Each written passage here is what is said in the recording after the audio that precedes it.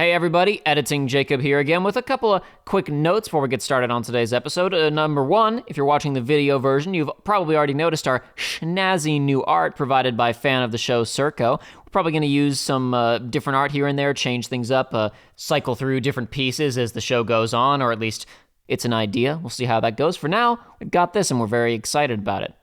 This probably won't be the final format that the art takes. Well, it definitely won't be the final normal format that you see this art in. Today's a little bit different, kind of where we've got our little characters set up on screen, because while we were talking about E3 for the course of this episode, what we did was we just pulled up the conferences for Ubisoft, Xbox, Square, and Nintendo. We just pulled them up, and while we were talking, I also just recorded them. So periodically throughout this video, I'm going to fade in, if you're watching the video version, I'm going to fade in a little bit of footage of the relevant trailers if there's bits where we're talking about, very specific things that are happening, so I want you all to be able to see what we're referencing, or maybe if you haven't seen a particular trailer when we talk about it, just give you, a couple seconds of footage, if you haven't seen everything that was shown off at E3 yet. Hopefully, YouTube, I almost said Nintendo, but I should have said YouTube and everybody in general, hopefully they'll all be polite and there won't be too many issues with copyright on this. So that's part of why we're down so low on the screen in this one, is because I'm going to have video kind of pop up in the higher part of the screen, as I'm probably demonstrating right now, just to give you a little preview of what it's going to look like. Anyway, that's about it. If you're listening to the audio version, don't worry about it too much. We're just occasionally we might say, look at that specific thing, and, you won't be able to see it, but that's going to be, I don't know, probably 5% of this video's total content. Maybe less because it's 3 hours long. Whatever. It's enough out of me. Let's get started with the episode. Alrighty, Research Log, episode 4 or whatever, starting off at a momentous time period where we get to do an E3 predictions and then E3 reactions episode. Kind of episodes back to back. The answer is we were wrong about a lot of things. We were right about a lot of things. What are you talking about everything? I said no Bayo 3 and no Metroid Prime, and I was correct. You were everything kind of we said. You were kind of right. They did not show any Metroid Prime. He said the name. That's what even funnier to me, because he literally says, as you know, we're making Metroid Prime 4 anyway. Here's another Metroid before it. And no mention of it again. Never again. But it's fine. I wouldn't waiting 10 years, and it still isn't here. 2 JPEGs, no game. Anyway, but instead a 2D one. Yeah, maybe. But anyway, no. We'll get to Nintendo later. I think we're just gonna try to go in order, and then I'm sure we'll skip around a little bit.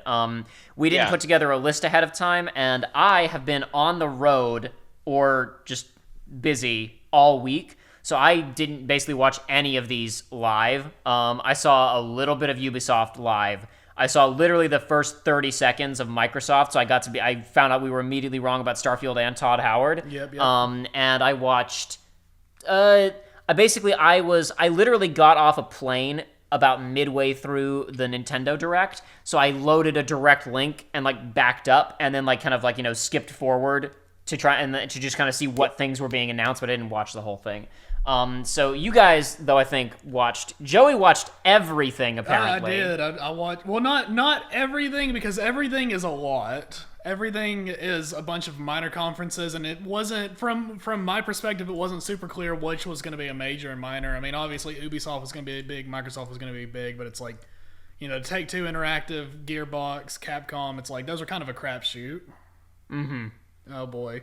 Anyway, yeah, so Ubisoft, Extraction, whatever. This was a game mode in Siege that they're making a full-fledged game. I know some people that are pretty excited about it. I'm sitting here thinking why'd you even? It was fine as a little bonus Halloween game. Well, I guess they're gonna get more sophisticated now or whatever. But but they're charging $60 for it. I'm trying to think about. I almost before we even really dive into actual E3 stuff, I want to encourage anybody who hasn't to go and watch.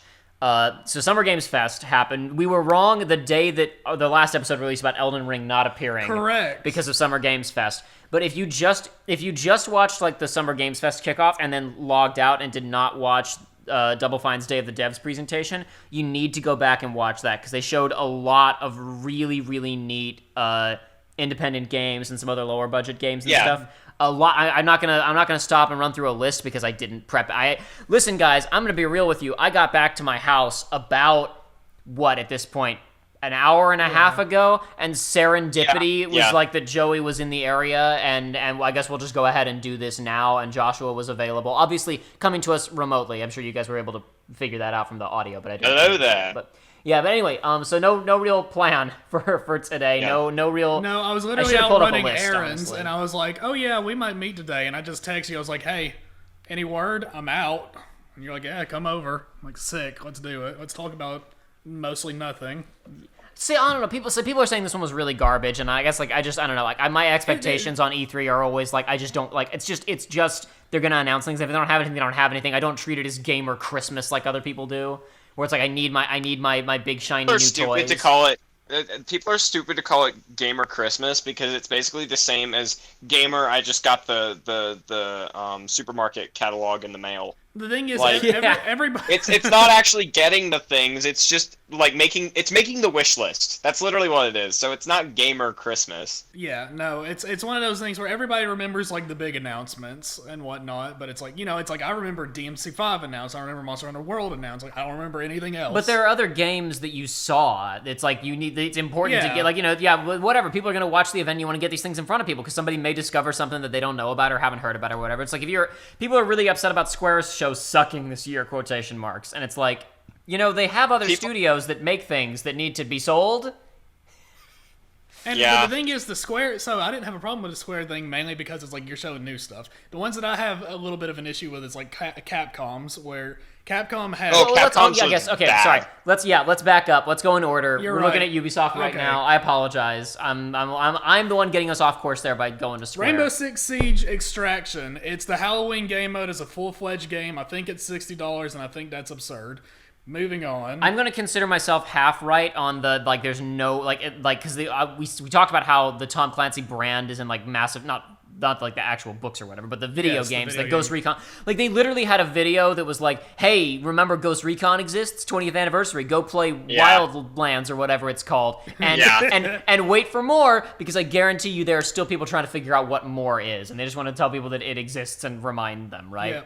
And it's there was, I think they announced some kind of Netflix show or something based on Splinter Cell, but no actual Splinter Cell. Wait, that doesn't make any sense because if it's a Tom Clancy thing, Amazon owns the rights to all the Tom Clancy. I don't know. I could be wrong. I did not read about it. I saw something about Splinter Cell. Maybe they only own the Jack Ryan name, but that would be kind of weird. No, they don't. They don't own the Jack Ryan name, Joshua. The Michael B. Jordan movie that's on Amazon is purely coincidental. Okay. It was meant for theaters, and then Amazon bought it, and now it looks like they've got the Tom Clancy brand, but they actually don't. Okay. Well, they did make the TV show though, so I assumed they might have at least one character. Yeah. I assume it's just they licensed it. And they have every single one of the old Jack Ryan movies on there for free too. They do own James Bond now though. Yeah. Well, they own a lot more than that, but they own all because they bought, if you missed it, Amazon bought MGM recently. Oh, I did not know that. And that's not even here's the thing, right? Is that MGM's been having huge financial problems for the last 20 years or so. There's been people trying to buy them for forever and just deals never quite materialized. Amazon literally overbid. Everybody, basically they were being valued at $5 billion, and Amazon bought it, I want to say for $7 or $8 billion. Which was everybody else was saying that was too much. Which honestly, I think I get it because there have been so many deals that have fallen through in the past. They were probably screw it, we're going in on it. Might as well just make sure we get it. Yeah. No word on what they're gonna do with that James Bond movie because there's a whole thing with that of it's. I assume because apparently I assume they probably talked about trying to get it onto streaming services, right? Mm-hmm. But the problem is when it's you've signed promotional deals for Heineken and Omega Watches and Aston Martin and whatever else is in the movie. That's the company paid for theatrical distribution to all markets, and it's you put it on Amazon or whatever, not available in all markets. Not going to make so I imagine a lot of it that's why it didn't come out elsewhere. It's just a big headache.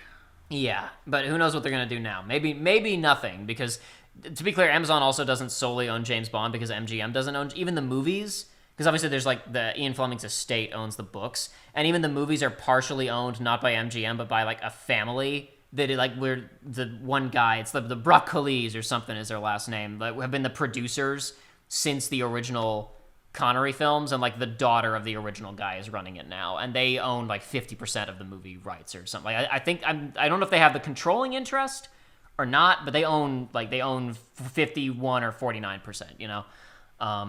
Anyway, irrelevant. That's something that I've been thinking about, and I'll never have an excuse to talk about that otherwise. Extraction, you shoot at Zambambos and stuff. You shoot at Zambambos. The only thing that offers to be an interesting part of this, in my opinion, is part of the reason why I don't want to play it. It's Rainbow Six Siege is a fun game. Usually these games are, quick reactionary based games. Rainbow Six Siege is slow. It is very slow. If you're using a heavy character in Siege, you feel heavy. Everything is slow. Everything is deliberate. And it could make for an interesting zombie thing. It could make for an absolutely terrible zombie thing. Sorry, these aren't zombies. These are aliens this time. It's distinct. They're aliens. They're not zombies. That's so 2007. We're fashion-forward gamers. Lurkers. They're Archeons or whatever they're called. Who cares? Whatever. But more so like this. I stopped to talk about all that other stuff, and we got onto Amazon and whatnot because I was talking about like we mentioned the brand being in huge trouble, and I guess it's just like those studios need to be doing something, and this is like in the midst of them having no idea what the hell they're doing. This felt like something that would be a safe bet of just more Siege, but if we just do literally more Siege, that might not be enough to draw people, so we got to make something different. Yeah, that's true. All right. I don't think we have too much else to say about Rainbow Six. I think that whole situation with like the brand of just kind of being a mess is vaguely interesting. It's cool that they're bringing back Rocksmith. I feel like if that had come out 1 year ago, yeah. Oh man, it would have made $1 million. It would have made $1 billion. It would have been Ubisoft's Animal Crossing almost. Absolutely. But. Oh well. I wonder if this happened not even because like they were like, hey, let's bring back Rocksmith, that can make money, but someone somewhere, some bean counter was like, everybody's locked up. What do we do? That Rocksmith thing that we had, and it's just too. And it was a purely cynical decision that was too late. I can't help. I wouldn't be surprised. They saw how much Animal Crossing was selling. But money though. That's something Ubisoft does. I mean. They made a Breath of the Wild clone within like 2 years. Paid sponsored article to come out, and it's like Rocksmith 2 is the Animal Crossing of Ubisoft, like the Dark Souls. This other game, I forget what it's called. Rascals, what is it? The sequel. Little Rascals. Riders Republic. Riders. Yeah, the thing from the people who made Steep, which I still want to play.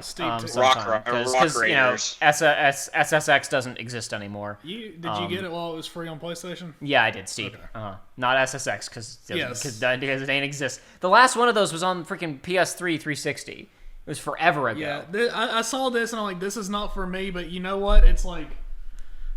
I was looking at it kind of like GTA. I know it sounds weird, but let me explain myself. GTA is one of those games where none of its systems it does spectacularly, but everything that it does good enough. And it has a ton of things to do, and that's what makes it have a ton of replay, The shooting, the planes, the cars, the races, all that stuff. This is one of those where it's like, if you're into this genre, it seems like they're going to have just about every type of thing on here that you'd want to do. And there's not a lot of competition for this type of stuff there's anymore. Really since not. Tony Hawk doesn't exist anymore. It briefly existed, made a lot of money, and then Activision said, into the pit with you. Into the Call of Duty pit with you. Yeah, this is not something I'm going to pick up, but it's like, this has its market. I just hope... this is Ubisoft, so I just hope for the people that like it that it's good and not just riddled with filth. You know what I mean? And that it does good enough that everybody doesn't get laid off. Yeah. Oh, that won't matter. Yeah, that's true. No, dude, it's EA and Ubisoft. They're the two companies that are like, oh, it sold 5 million, failure. Mm-hmm. Bad. Remember when Dead Space got killed for selling 3 million units? I remember that. That was my favorite part. Remember when everyone said we don't like all these weird decisions that have been made that were absolutely 100% artificially forced upon them by EA and nobody working on the game wanted to do? Man, I remember. I experienced that because I played 3. I'm like, You're I'm gonna see part Necros of the, getting very pulsed, small group bro. of people that did not mind 3, and it's only because I've only played it in co-op. And co-op games are fun, damn it. And there's not a lot of them anymore. No. Whatever, I'm going to skip past a bunch of other garbage that I don't think any of us probably care to talk about, and I'm just going to go straight to Rabbids. Yeah, that's fair. What were you So going to say, Rabbids. but, though? What were you going to insist that I should care about? I was just gonna say, but Jacob, But Far Cry. Yeah, Blood Dragon remaster because they know what people want, kind of. Is it Blood Dragon remastered or is it? Oh, I thought it was, but I don't care one way or the other if it's a sequel or remastered. Oh, no. I just don't give a crap. So it's worse than that. Oh. So you know how, and they even talked about it, how it's Far Cry kind of became the thing of it's like we've got the strong villain. It's like cool. It's like it's got the strong villains. They're having a game now where you play as the last three. Yeah, you can spawn it, or is it? No, you play as them. I thought it was DLC, like you could just use their skins or whatever. It's not a new campaign where you play as them. It's a new campaign as them. Are you sure about that? That's what it implied. That's what it looked radical. That's what it looked like in the trailer because you were you had the fella and he was looking in the mirror and it was me who's punching the mirror and looking at stuff. You know what? Guess what? I don't care. I don't care. Let's look at these Lumas and I don't care. Things. So now we're going to talk about a thing that I really also lighting don't care effects about, on those but Lumas. whatever. I have slightly more to say about this, just because I think so. Josh and I were talking about because we're still trying to figure out how Nintendo's going to get those hilarious projections, considering that Mario Kart 9 isn't happening. And it may just be through neither is Zelda. It may just be through volume, like they're not expecting these things to sell. Or maybe they have unrealistic expectations, or maybe Joshua and I, because we were talking about we really don't think that Skyward is gonna move that many, a couple million, but I don't think it's gonna. But then anyway, we're also saying there are gonna be people who buy it and immediately go ew and stop, but they're still gonna buy it. Yeah, exactly. There's gonna be a lot of people who buy it. Once they bought it, that's what matters. Uh-huh. Even if they return it, it's not gonna matter because it still got sold. But Josh and I were talking about that Luma Rosalina, or Rabid Rosalina, has the exact attitude of that people use for parody Rosalina. It's every Pringus McDingus animation that involves her is that's exactly his Rosalina. There's literally a gag, a recent one, where she sends Mario off on a mission and then warps to a beanbag in her house and slouches over and eats popcorn or whatever. And it's exactly this. It's just it can't be done in response to that. They had to be on the same wavelength a year ago. Well, I don't know. Sometimes these trailers are produced very, very close to E3, so they could have made that decision relatively recently, I suppose. Anyway, I doubt it in this case, though. I was gonna say because then it's then you'd get the game and she wouldn't be like that, and it's well, what was that all about? No, it's this was made beforehand. But I mean, the game's. But does this game even have is this coming out this year or not? I think they said next year, right? I think they said this year. I thought it was this year. I don't think it's even. Maybe I don't recall. They said it might have been just they talked about showing more information later, not about it coming out much later. But yeah, anyway, so 2022, it is next year, so that does not account for their crazy sales for this fiscal year. Well, it's fiscal year, so first 3 months still. It could be in the very beginning of 2022. Sparks of hope. It does not spark hope for the fiscal year that Nintendo desires. I don't know, I think that game will do pretty decently, because Josh and I, we were talking about, the last one did, didn't it? Yeah, we pulled up numbers the other day. It sold 2 mil, 3 mil something, Josh, do you recall? Did we lose him? Or is he just checking? I lost you for the better part of 10 seconds. Hi, do you remember the sales numbers on that damn Rabbids first game? Yeah, it's 2 million. All right. See, I figure that second one will sell more because the first time around it was it's what is this weird thing? It's probably too weird, and people are is this going to stick around? And now it's now there's been a couple years of memes and videos uploaded, and it's okay, well, they're making a second one, so this is going to stick around for a bit, and it's probably better. I think this one will sell significantly better than the first one. Probably an extra. Sometimes I sit here and wonder, I'm if it was literally any other... If it was Mario Cross, literally any other IP, would I give it a shot? Mm-hmm. Because it's I kind of want to a little bit, but I hate Rabbids. Sure. It's if it was Rabbids or Minions, I would not. But if it was literally anything else, I'm thinking maybe. Well, then you're gonna look forward to that Mario movie now, aren't you? Oh boy. Hell yeah. I've already seen a Mario movie. I don't need another one. I don't know what you're talking about. That one had a. So there was recently people acquired 15 minutes of new footage of the original Super Mario Bros. Hell movie. yeah! It was like somebody found a tape of an early cut, and they're trying to restore it because it was on a VHS tape, so it was really low quality. Okay. They're trying to restore it and cut it back into the movie. Oh baby, that's what I like to hear.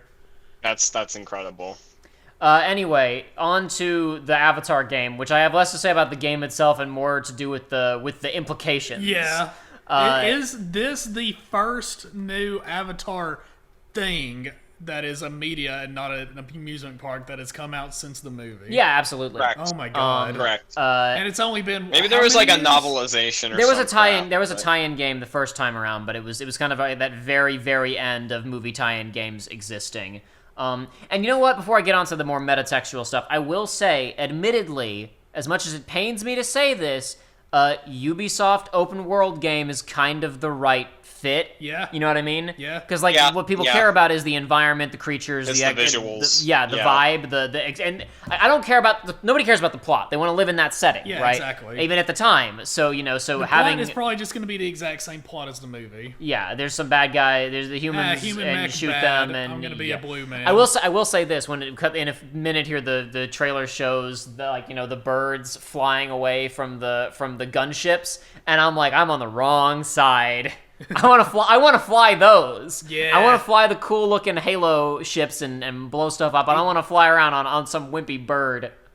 They really do just look like hornets from Halo, don't they? Is Yeah, that what they it was do. called, a hornet? I believe so. The ones the from fun 3. one? It's just they're bigger. They've got like Yeah, carrying they're a little capacity, but they're they're beefier. built similarly. Yeah. We're going against them with bows. To Don't be worry fair, about that. that'll probably be interesting gameplay to have they'll probably maybe they'll undercut it immediately and let you pick up machine guns.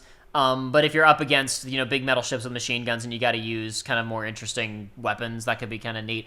I won't play this, so it doesn't matter. But the larger implications of this game are more interesting to me. Anybody ever heard of a series called Kingdom Hearts? What's that? Yeah, I know. So I've been thinking about this video game series Kingdom Hearts a little bit recently, as I sometimes do. A year or so ago, it was kind of late 2019, maybe. Yeah, I think it was late 2019. There was some kind of basically just statement from Disney where they invited game companies to quote come and play with our IPs. Because here's the thing, right? Disney, ever since the 90s, has been trying to find ways to make money in the game. Because in the 90s, they were kicking ass everywhere. Yes. But games were exploding and making tons of money, and they couldn't break in. They made Disney Interactive. They made some stuff. They published some stuff, but they never had those big hits that they were looking for, right? And then, we got Star Wars. We're going to do a Star Wars. Let's give it to EA. Because the people who are making these decisions know nothing about video games, which is why they look at Madden, and they see the name on Madden, and they go, oh, these guys are important. Which is why they've continued to not make money in the video game spheres, because the people in charge don't know video games. Yeah. They're morons, yeah. Oh yeah, no. Listen, I went back. I've recently bought Jason Schreier's new book, Press Reset, and the first chapter is about Warren Spector, the guy who made Deus Ex, among other things. Yes. How Junction Point wound up making Epic Mickey. And there's a lot of stuff in there about what was going on inside Disney at the time, because he interviewed some people who were working there at the time, who were working at Disney Interactive in the years leading up to that and stuff. And it is no, I've seen some excerpts of that. It is blatantly apparent. It is blatantly apparent. Like, Spector literally says that he talked about... is it Spencer or Spector, his last name? Warren Spector. Yeah. Warren Spector basically says, I talked to people... the people I was talking to at Disney would literally say to me, I don't like games. I do not like really? games. And these were the heads of Disney's gaming management division. And the main guy who was there, who was, pushing for Junction Point to make this, because this guy used to make Deus Ex and they're really talented and this will work, right? He left circa 2009, 8-ish, because at this point in time, Facebook games were exploding and mobile games were exploding, and every industry analyst was like, console games are going to be dead in 5 years. It's all about Facebook and mobile. And so they brought in the guy who was the former head of Zynga or whatever, and he became the head of in all of Disney's gaming everything. Amazing. My God. Yeah, and then gave them a year and a half and no money to make Epic Mickey 2, and then closed the studio down. Some real bangers out there. Anyway, so among other things, I go to this. I'm really interested in a lot of this because something that one of the guys talks about in this, who was I think working at Disney Interactive at the time, he was talking about we wanted Ocarina of Time starring Mickey Mouse. Well before Epic Mickey started, but when they were developing the idea, we need to find someone to make this, we wanted an Ocarina of Time game starring Mickey Mouse. We wanted something like that, right? And to infiltrate that scene and make a lot of money. And I'm like, while he's saying that, there was a team literally making, when they were talking about that, there was a team literally making Disney Ocarina of Time across the Pacific Ocean. And Correct. I'm like, the complete and total, because I don't know if I've told either of you guys about this. There was a story that came out recently. I don't want to talk too much about Kingdom Hearts, obviously, but this is relevant to what I find interesting about this Avatar game. There was a story that came out a while ago about, everybody knows like the whole like elevator story about how Square and Disney had were in the same building, and like supposedly they met in an elevator, and then Kingdom Hearts happened, and that's like Kingdom Hearts happened. Yeah. That's like folklore exaggeration. What happened was the Japanese team at Disney who live in Japan, so it would be impossible to miss the cultural impact of a Final Fantasy. And even if you don't know anything about I've talked about this before, like, people say that the Disney and Square partnership makes no sense, but it's like, if you're a guy who doesn't know video games, and someone shows you Mario 64, even though someone who understands games, understands analog stick 3D environment, is like, this is the biggest deal ever. Yeah. This changes everything. They're not going to get it because they're not in there. You show them an FMV from Final Fantasy 8 or 9. You're like, what? I understand this. I get this. So the collaboration with Square makes perfect sense with me, because the only people on their level in the 90s and 2000s were like Blizzard. Like, there was no one else better than them except Blizzard for that type of stuff. Anyway, so the partnership makes sense. I mean, I would argue that they even have Blizzard beat if you're looking at just the late 90s. Like, early aughts, yes, Blizzard caught up, but I would say late 90s. Yeah, the partner, everybody talks about like, the Disney Square Enix partnership, Final Fantasy, makes no sense. It makes perfect sense. You can't look at it as a gamer. You got to look at it from backdoor. You got to look at it like an idiot. Yeah, like, because I'm an idiot. No, but basically something that came out in an interview like a year ago was someone who was former Disney Japan, right? Basically said, we'd been doing meetings with Square talking about what this might look like, what we might be developing or whatever, right? And they were just talking. They were just having meetings talking about what might be interesting, because this was an idea that was originating in Disney Japan's offices. This is something that they were coming up with and thinking, we have Square like 3 floors up. We should talk to them about something like this, right? Because they've probably heard mention of, the Disney company is trying to find stuff to do with video games, and we literally have some of the best guys in the industry, just a couple floors, right? Yeah. So why not? Problem occurs because the Square offices didn't quite understand that this wasn't originating from the main offices. This was just something that the Japan guys were talking about, right? They thought, this is like happening. So they started putting together a team and building a prototype and like putting stuff together, right? No. Okay. So now the Japan guys are going, this could be an issue because this isn't greenlit. And like now there are people working on it, and if this gets revealed in the wrong way, it's all going to get shut down, right? Yes. So what the Disney Japan guys did was, when Eisner and his entourage came to Japan to look at, because I think that time they were developing Tokyo Disney World, a bunch of other stuff, right? When they just came in for like, hey, we're checking in on the Japan team, what's going on, right? At the very ending of the meeting, the guy who was doing this interview was like, who was talking, I don't remember his name, some guy like who used to be at Disney Japan, basically said, and by the way, the game that we've been working on with Square Enix, it's coming along pretty nicely. We're putting together a prototype now. We'd like to show you what we've been working on. They showed off the stuff, talked a little bit about the project, and Eisner said, that looks pretty good. Keep working on it. Okay. And Eisner don't even say it's not greenlit. Yeah. Yeah. Eisner said, guys. So like the second that he did that, it's like implicitly greenlit. Yep. Eisner said, exactly. Eisner said, keep working on it. But anyway, the point is, this explains a lot to me about creative decision making, Kingdom Hearts 1 onward, because no one knew that they were making it. Yeah. Probably no one probably was like halfway through development before anyone at Disney of America was paying any kind of attention to what they were doing with it. And then all this stuff of them like, we want to make Ocarina of Time with Mickey Mouse, and apparently they were unaware of the fact that was already happening. Or whatever else. I understand they would want more. They would want to make something domestically too. They want to make so there's no reason to have just one, finger in the pie. You can come at it from many different angles. But the point is that throughout the 2000s, there are all these floundering attempts to try and break in, and all fail for the most part.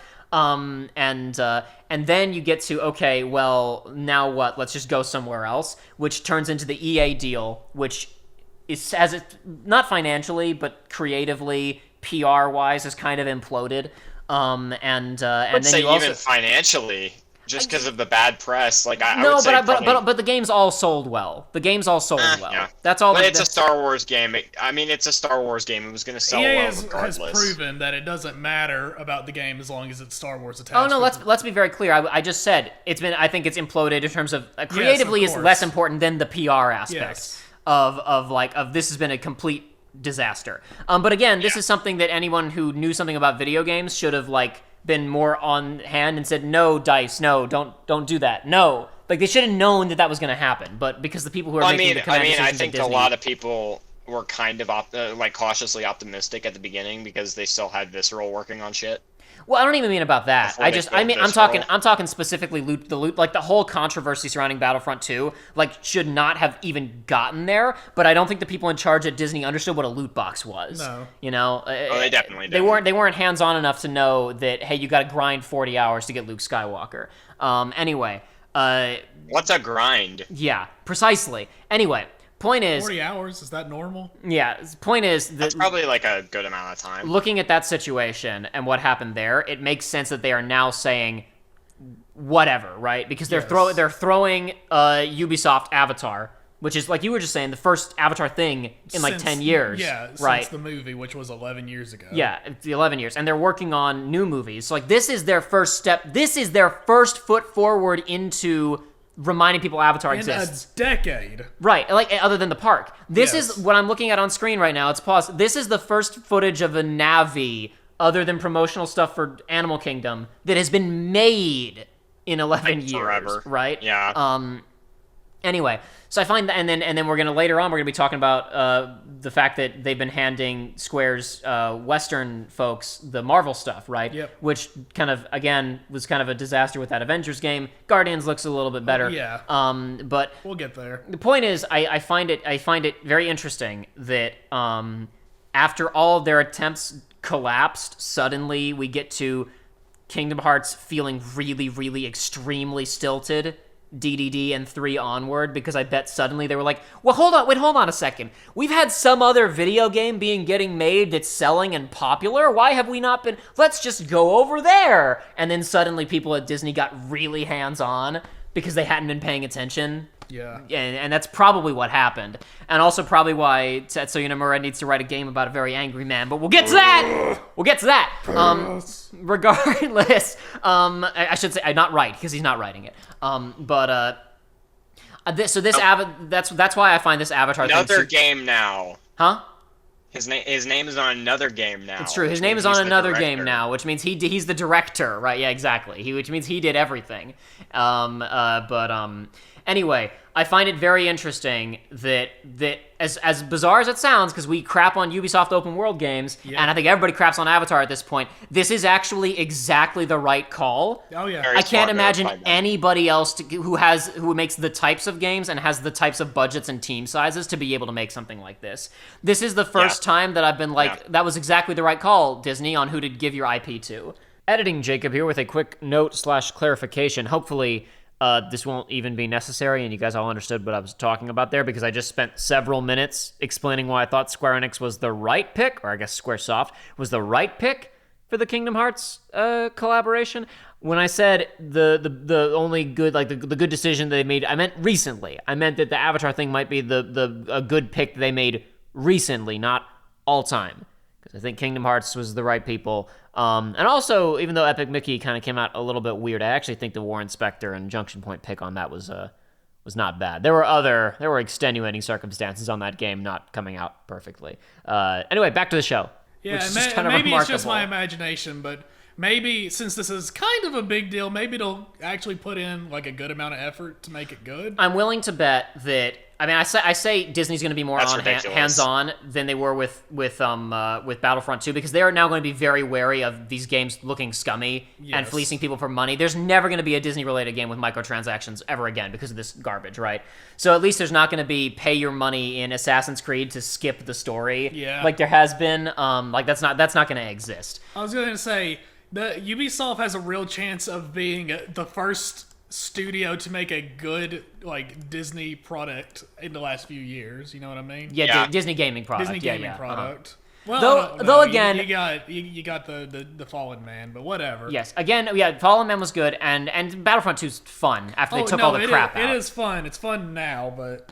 And it should be noted yet again that Kingdom Hearts 3 is a decent video game that plays well and is fun, even though it was developed by a team of people who had only made PS2 games, and every creative decision other than pressing the button to swing the Keyblade was desperately neutered. But it's fun to play. But that's the. I hate to be that guy, but like for me, the combat was just not there with that one.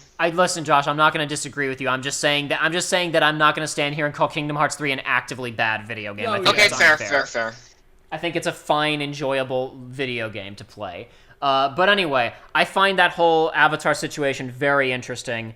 I'm excited. I'm interested to see what they do with that. I will not play it, but I find the larger situation interesting. Yeah. And I don't know, like, the fact of the matter is it's really going to depend on whether or not Disney starts hiring people who know anything about video games to manage these things, because you can say hopefully it won't be that bad, but will a Disney executive who's going to be more hands-on with this even understand what when you say Ubisoft Tower, will they know what that means? Yeah. You know?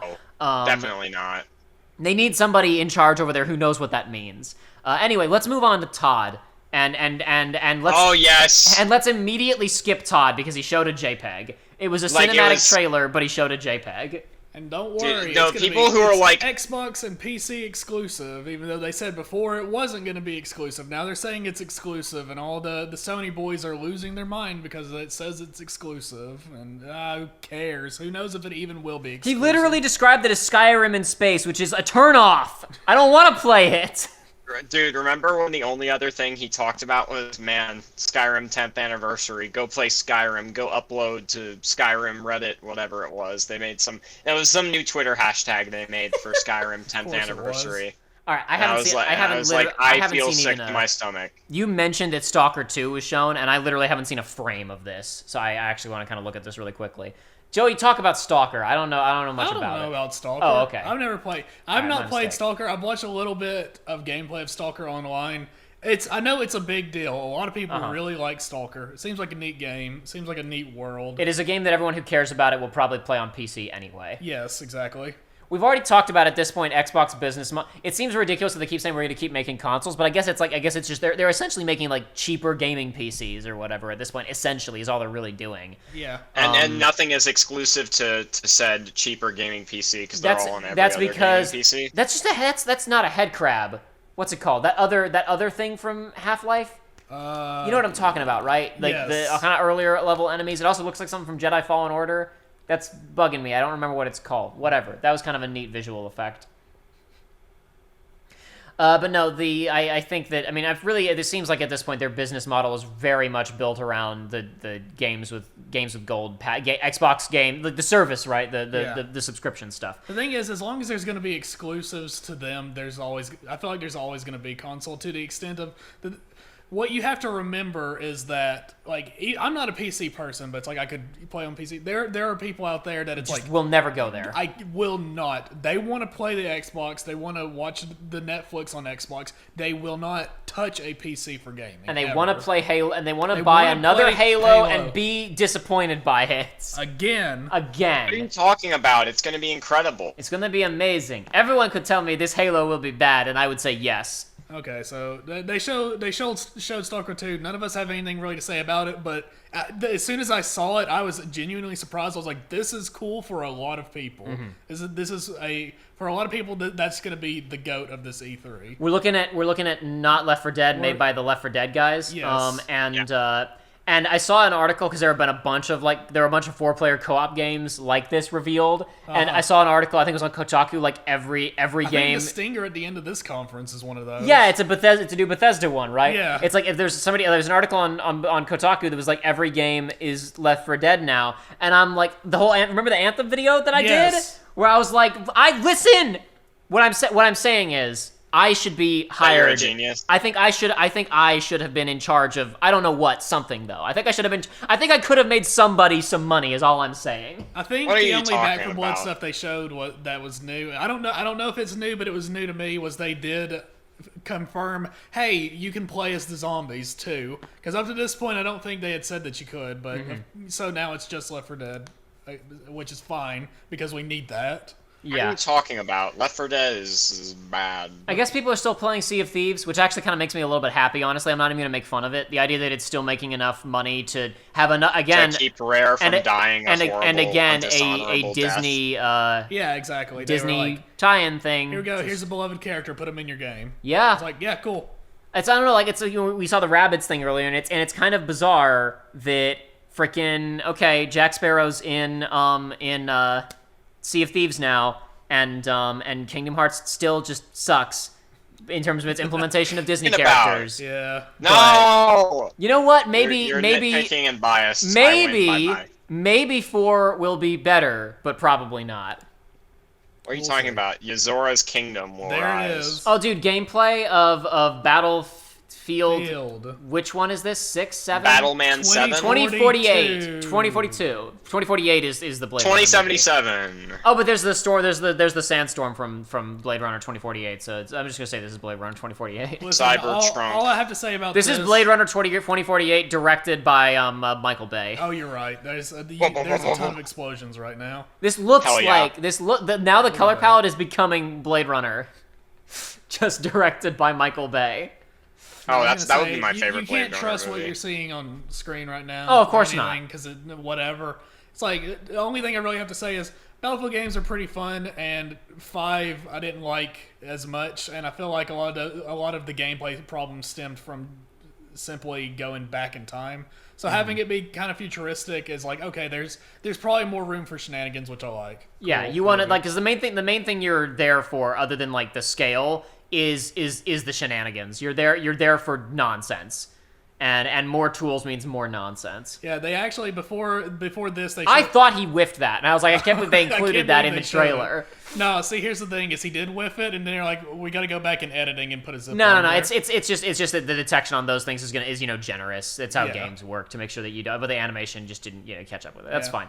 The And this is still, of course, the same map, so they're showing it's like they're going beyond evolution this time, whatever Yeah. they're going to call it. It's like, the maps are going to drastically change, but naturally this time, not just have a building that somebody can blow up, is what they're saying. I'm sure it's still going to be the same thing, but whatever. Yeah. Shut up! It's listen. Levolution. I'm gonna be real with you. Levolution. That big tornado showing up, I'm just like, you know what? I saw that in Uncharted 3. A lot of the weather elements changing up the map. 10 years late to the party, Dice. But they took Uncharted 3 offline, so I guess I have to play this Blow the now. rocket up. I don't care. Battlefield. Whatever. That one has the potential to be more interesting than some of the other recent ones, I guess. I am excited for Psychonauts 2, and this is again the first time I'm looking at footage of it. Not ever. This trailer, I mean, I haven't looked at yet. Yeah. Because I've been busy this whole week. Yeah, it's one of those. It's like I never played Psychonauts, but this is another one of those. I look at this and I go, cool, good. Is this a locked for down you. Xbox exclusive? Is this not coming to PS4? I don't remember. I'm gonna find out. I actually really want to know that, because I mean, not that I couldn't play this game on a PC or whatever else, but I want to play Psychonauts 2. All about convenience, really. That's what it boils down to. That's what the console race boils down to, is just simply convenience. I want to play a video game, and I want it to work. Linux, Mac OS, Microsoft, PS4, Xbox One, and Okay. Xbox Series X. Cool. Series X/S. God. Yeah, Series What X/S. Are you an idiot? I know. I Did am you not an idiot. know that? I am you an idiot. Dumbass. You The new, terrible I'm hack waiting fraud. for the new Xbox One S. Just get completely Nintendo. with I it. just want to say for the record. This statement is for the record. If I had been in the games industry in an influential position 4 years ago, I would have been the first one to market with a Left 4 Dead ripoff, and Xbox would have had a marketable name. That's all I'm saying, all right? No. Anyway, here's Pete Hines. Yeah, talking about Bethesda. Dude, They Pete didn't Hines even is my show- favorite guy. They didn't even show Deathloop, did they? They didn't. No. Which is insane They to didn't me. even show it. That's nuts. When it's Is like it their out most yet? interesting Not, looking no. game. It's coming out this fall. It would be kind of important to push it, I would think. Editing Jacob here again. The three of us completely forgot that Deathloop is a timed exclusive to the PlayStation 5 and Windows. How embarrassing for us and for Microsoft. Yeah. But no, we have to talk about Fallout 76. I was saying this to my friends. My jaw dropped when they showed it. For I so know, long. because it's like, are you for real? You're actually continuing. They're You're this actually tone gonna deaf. continue pushing 2 this game. days before they announced quietly that the Battle Royale mode for 76 will be going offline in December. And I was like, here it is, the beginning of the end. And then, no, I guess. Instead, we're bringing back an area that was a DLC for Fallout 3, and I don't think it was even one of the big.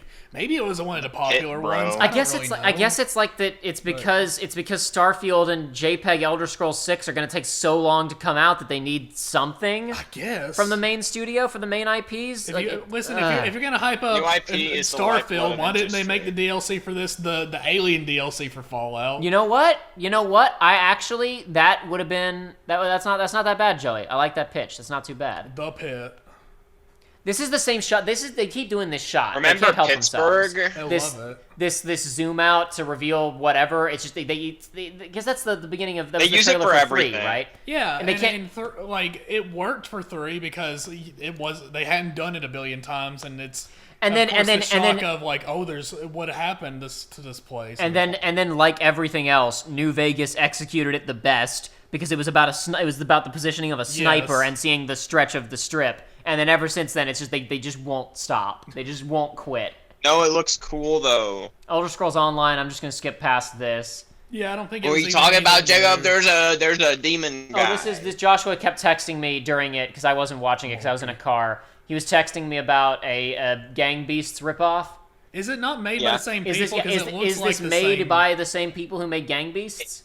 It looks like the same engine, so I wouldn't be surprised. It looks like the same character, like model movement. You know what I mean? Yeah, exactly.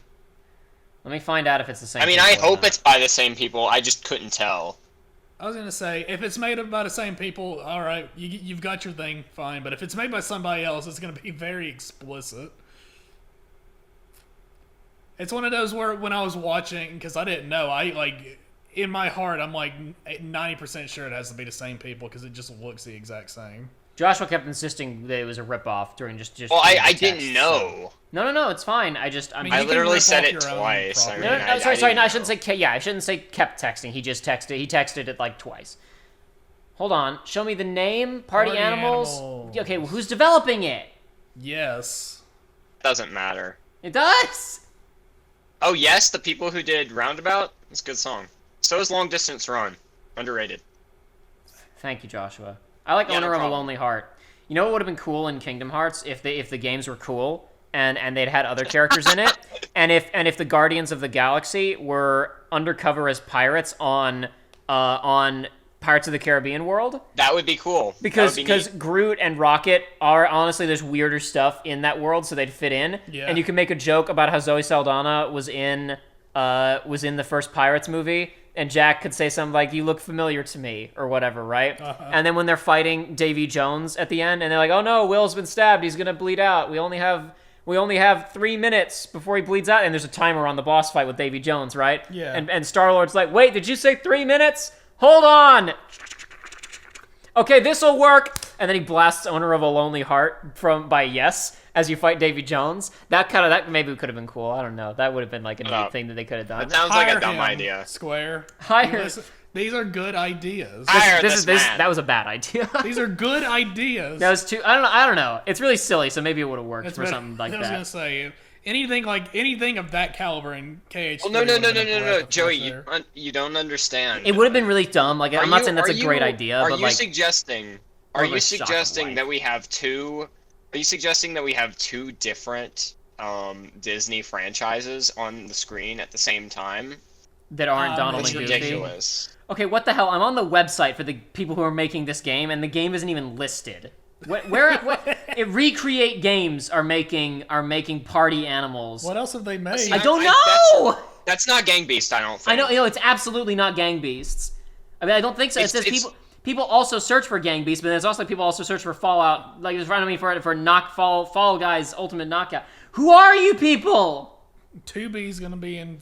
I don't know when that even comes up. 2B's and Fall Guys. Cool.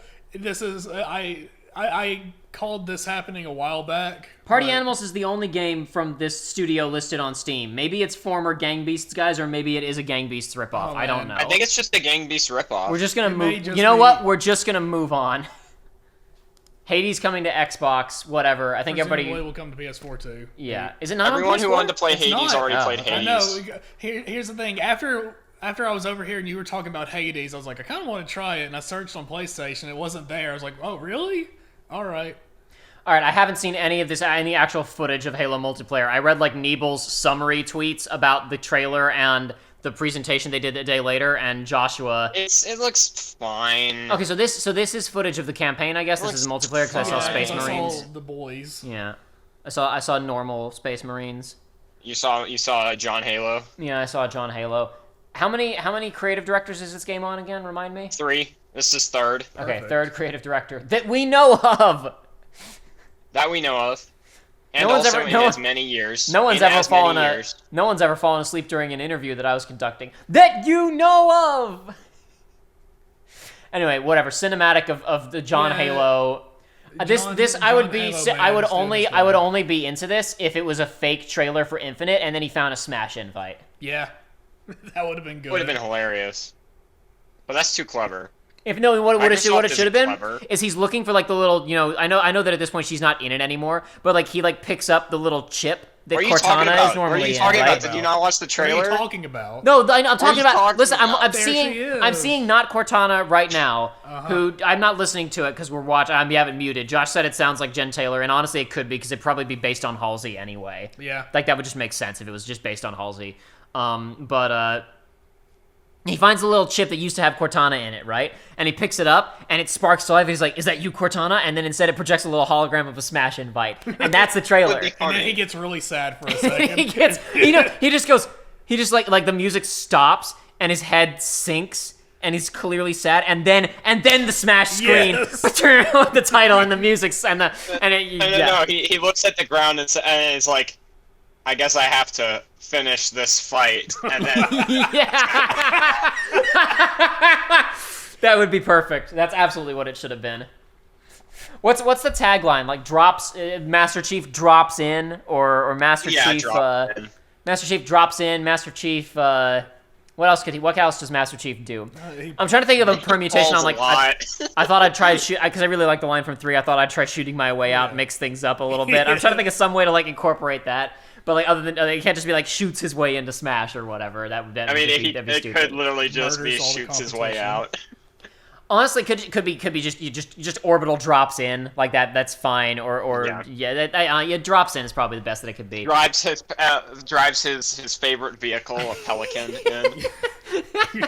After fulfilling his lifelong dream of flying a Pelican, Master Chief throws himself to his death. Yeah, I mean the Pelican. multiplayer stuff it shows it's nothing. It It's all looks fake. very vanilla. And They also, did it- I have a boy. That boy is stupid. He has a shotgun, and he's like, "I'm just gonna pick it up for a DMR." What a moron! Anyway, The freaking I don't know why they didn't do the demonstration during the conference. Like they didn't have like I guess honestly they had a lot of stuff to show, so maybe they didn't want to like make it too bloated. But like people are here to see this. yeah. This is why people are you talking watching. about? I don't know why they did a separate presentation. Oh no, there's Sprint still. They didn't remove it. Yeah, no, I The saw that, and game I was is like, there is ruined. 20% There was a of this video- fan base that's wanting to kill themselves right now. Yeah, there was a video when they showed the first gameplay trailer for Infinite last year where he walks and he's like, and there's like a guy screaming, "Yes, walk, don't sprint. Oh, it looks really good." Yeah, and then the second that he starts, he's like, "No!" It's like, shut up. The Listen. one thing you're not getting from this trailer right now is you're still hearing the classic double kill. Oh, voice, okay. So he's still around. Got it. Of course he is. Or it's the same one. But yeah, no, they gotta make the friggin' multiplayer looked like kind of vanilla, so they have to like make people remember the old one. Yeah, I don't but mind Don't Sprint. worry, Remember the old one? The nothing stinger at the end of this. Don't worry, that's enough to get some people hype. I don't mind. Oh, I know. I don't mind sprint, but when I saw that they added in ADS for non-scoped weapons, that was when that was when I said, "Okay, you've lost me." Yeah. Which they have deliberately not shown during this trailer, but I bet it's still a feature. I bet you can. They've only shown scoping with, I think, or did they show scoping with non-scoped weapons? No, it was only with scoped weapons. There we go. Yeah, I there was it is looking right for it. there. What? The Hayabusa armor. Oh, that's what it was. Okay, Yeah, all look, right. I got it. Listen, it looks good. Uh-huh. It looks good. It's not enough to make Yeah, me the samurai hype for the armor. I game. know there were. What But it about looks good. recon though, Joey? Oh boy. What about Recon? I gotta get my Remember when they Recon. just gave everybody Recon. Remember when you had to earn it and then they just said whatever? Enough time passed. Whatever. Yeah, so that's gonna be free to play. Which is It's. They said there's not gonna be loot boxes. There's just gonna be a battle pass, and the battle pass won't expire. Yeah, which it's like not too scummy. No, hopefully. it's not. Also, no ways to pay for power. No ways to pay for power. Yes. No, but how? I agree. I don't know. Because it's like it's gonna be free, and it's I think they think that most people who care are gonna buy the campaign anyway, so it doesn't matter. Maybe, but I think it'll offset. I don't know. The last few campaigns have sucked. But Joey, this one's gonna be good though. Okay. This one's gonna be good. This though, one's Joey. gonna be good though, Joey. You're right. How dare you go off of past evidence to judge it? This time, Sonic will be good. Oh my God, you're right. I can't wait for. That's legit. Why I think that is exactly why like I can't be excited for it, even though I've really tried. Is because it's like I've been burned one too many times. Well, I mean, you don't even play it anymore, but yeah, just like the fact that they've all been kind of lousy. So. Yeah, now we're getting the Diablo 2 remake. I don't know. Some people like Forest Campaign a lot. Okay. That was the best boss in video game history. Plague, what? I was just talking about battle passes a second ago. I gotta pull up. Video Game Donkey took to Twitter and had this to say. Hold on. I got it here somewhere. I'll try to do his voice as best I can. No, I'm not even gonna do his voice. Forget it. They may have won the battle. They may have won the battle pass, but they will not win the war pass, which costs more. No, you went past Rat Game. I don't know. Oh yeah, Plague Tale. I don't know if Rat Game needs a sequel, but Plague Tale was cool. So having a sequel, the graphics were very good, right? Very good. The rat physics were very good. Alrighty. Okay, let's see here. New Far Cry. It's Far Cry. They showed the villain off of Far Cry. And I feel bad for that guy, that actor whose name I forget. Far Cry. I feel bad for that actor whose name I forget because he's got so much range. And every time you see him in interviews, he's so energetic and having so much fun and so lively. And Breaking Bad has he's gonna make a ton of money because of that, but he's gonna be playing that character for the rest of his life. Yeah. And that sucks. Yeah. But no, he was good in that Slime one Rancher, role, so let's start typecasting him. Slime Rancher 2 is already out, isn't it? Is it? I don't know. What is? Slime Rancher? No, it's not. It's out next year.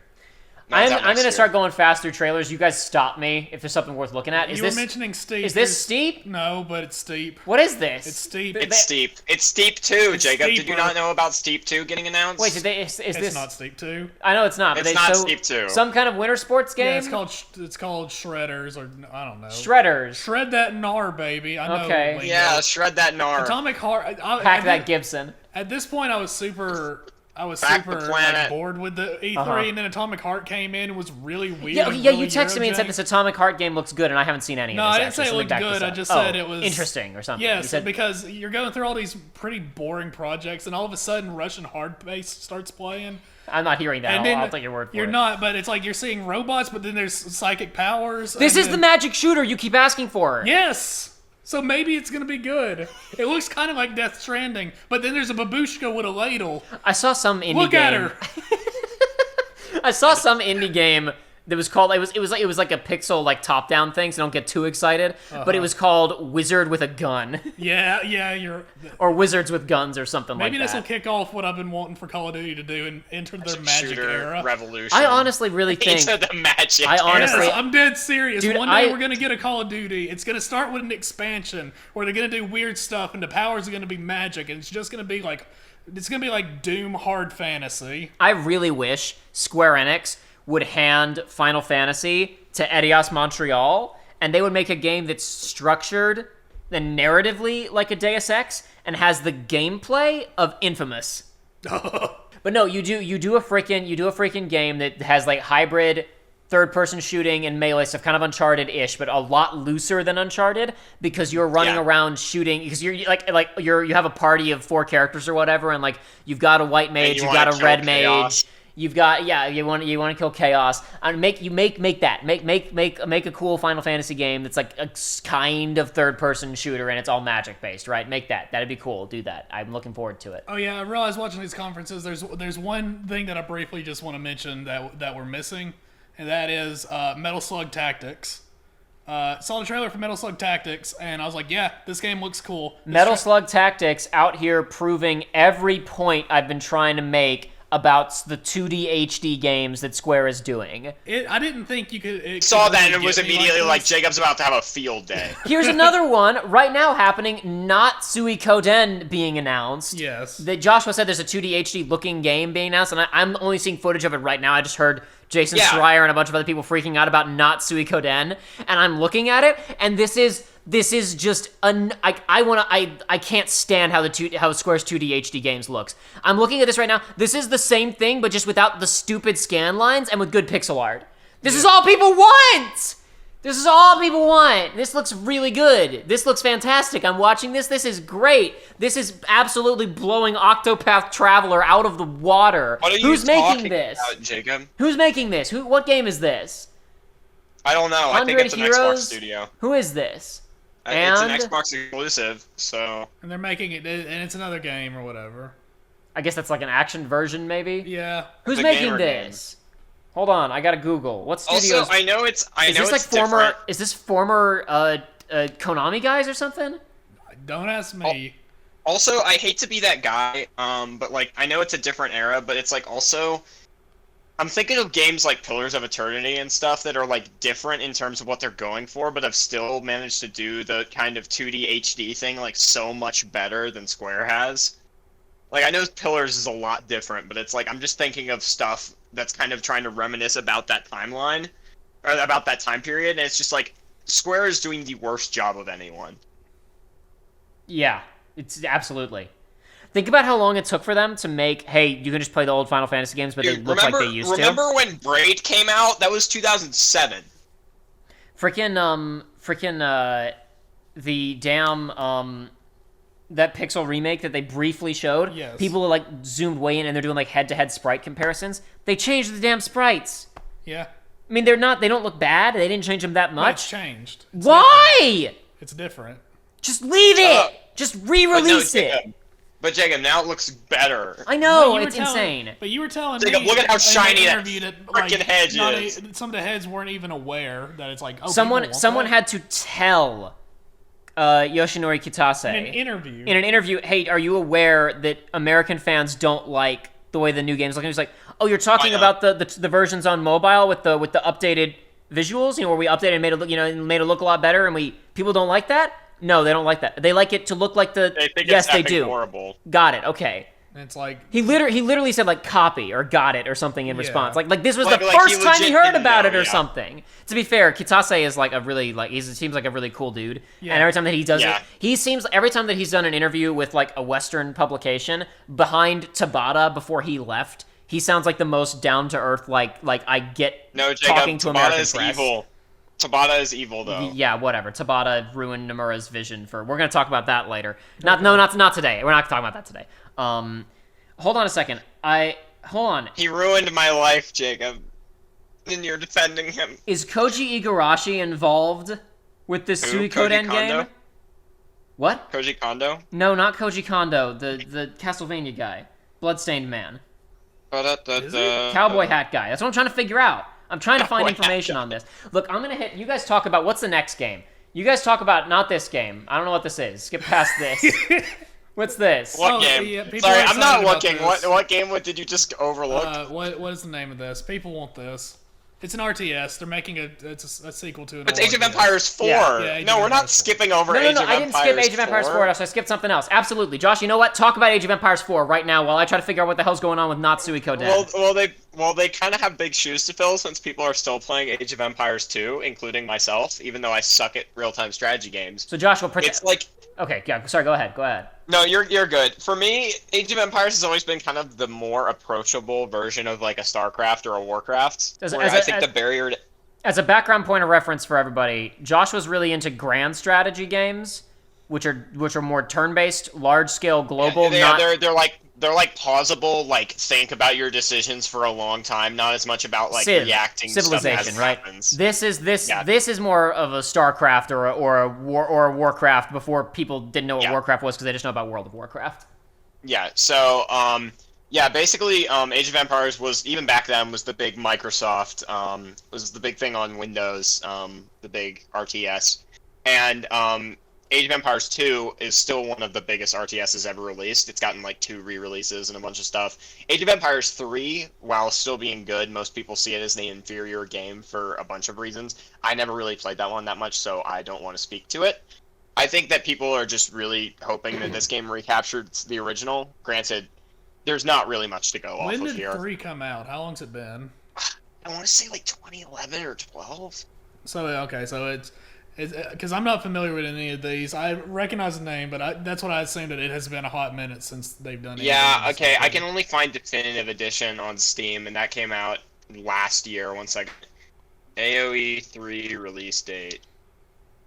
2005. Jeez. Oh man, yeah, Yeah, it has so been a minute, hasn't it? Yeah, see, that's the thing. I knew it had been about 10 years. I didn't know it had been 15. So yeah, that's the main thing. People are like, okay, they've literally had 16 years to mold this over. They better make it more like 2, and better like improve in the areas where the game needs improvement. Because it's like, one of the things about AoE that I think a lot of people like compared to something like a StarCraft is the fact that there's like a ton of factions, where in StarCraft there's usually a lot fewer, even though that's usually easier to balance. And that's why I think AoE, while never being as much of like an esport, it's still popular, is because there's just a lot of variation to what you can do, a lot of different strategies with different nations. So, I mean, again, I don't really know what people want between 2 and 3, because like I said, didn't really play 3 that much. But yeah, so it's literally just, it has the biggest possible shoes to fill. And Cool. People really want to stop playing AoE 2 at this point, I think. Okay. The reason Igarashi was interviewing these guys is because it was another Kickstarter campaign, I guess, so it was successful like his. Yeah. Oh, and wait, so you're saying with Kickstarter money, they made a game that looked better than all Square 2D HD games? I mean, I'm sure that they have other investors. These things usually do. Who's making I'm trying to go through this Kickstarter campaign. I can't get information about who's making it. Who's making it? It says creators of classic RPGs, so I'm assuming it's former Konami guys who did Suikoden. But you don't know. And the fact that it raised 481 million yen would suggest to me that that people are confident in it, and that it hit every single stretch goal that it had by a wide margin. But just tell me who's Like Mighty Number 9. Who's making it? Yeah, but it looks a lot better than Mighty Number 9. What are you talking about? Cry like an anime fan on prom night, Jacob. Listen, Mighty Number 9 had one good song in it that was released before the game was released. You mean That's the main theme? Yeah, is it the main theme? Did they hold that still? Pretty sure. I'm surprised they didn't I'm surprised the song wasn't too intensive for him and it went down to a MIDI or something. Everything else seems to have went wrong with that game. By backing this Kickstarter, you're man. empowering the creators, allowing them their own IP, something they haven't been able to do in 30 years. They've worked in the game industry. Who is they? I don't know. Tell me who they is, but I'm assuming it's the former like Suikoden guys. Well, if it was Suikoden, then wait, when was that? Was that 30 years ago? It was PlayStation. That's not 30 years though. I don't know. Joshua, it said control of their own IP, which they wouldn't have had because they're making something for Konami. Fair. Hold on. Who directed Suikoden? And I'm just gonna go to their page.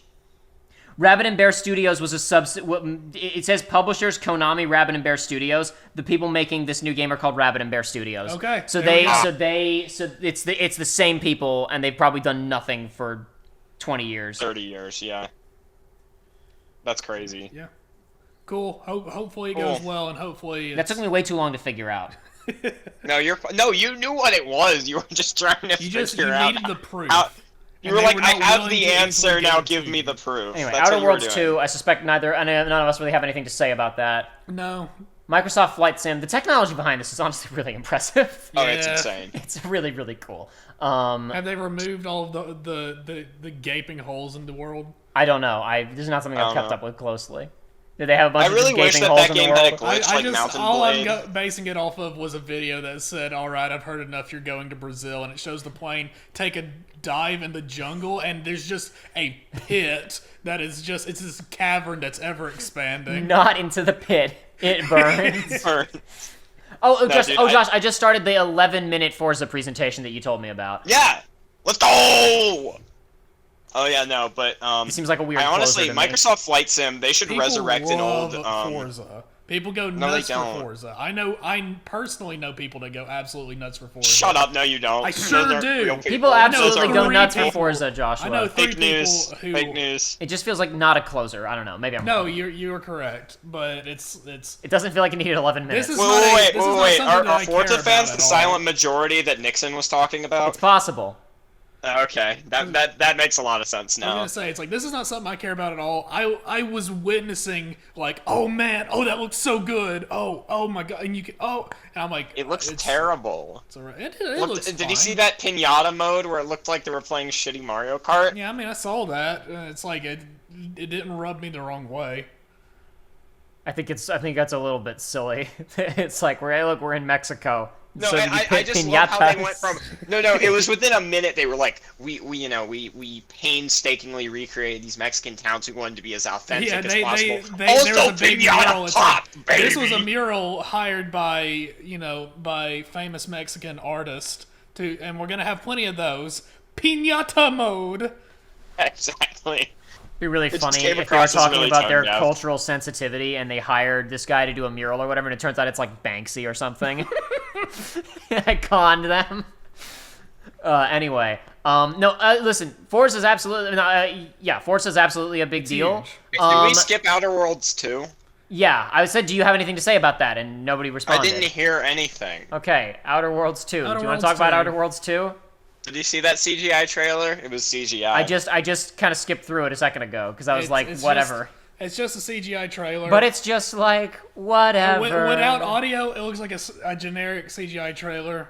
The whole time they're making comments about it being a generic CGI trailer and how to form a generic CGI trailer, but it also didn't strike me as particularly funny. Gotcha. It was Okay. not Yeah, Gearbox. it just struck me It as was sad. not. It was not near as bad. I was like, all right. It was one of those. I was like, I'm not offended by this. It was not like tone Yeah. deafness that Gearbox was. Anyway, It got like a the- micro chuckle from me. So for me, like the sure, whatever, showing Forza, people like Forza, show a demonstration, that's fine. But like, Well, do you close with 10 minutes of this and then the next day do 10 minutes of Halo as a separate thing? It wasn't even 10 minutes, was it? There was like a 10-minute. It was like, I think it was like a 30-minute stream, but there's only like 10 minutes of gameplay. They just talked about other stuff. Yeah, no, think. see, because I started watching and it was like just a bunch of talking heads, and I was Okay. like, this is horrible.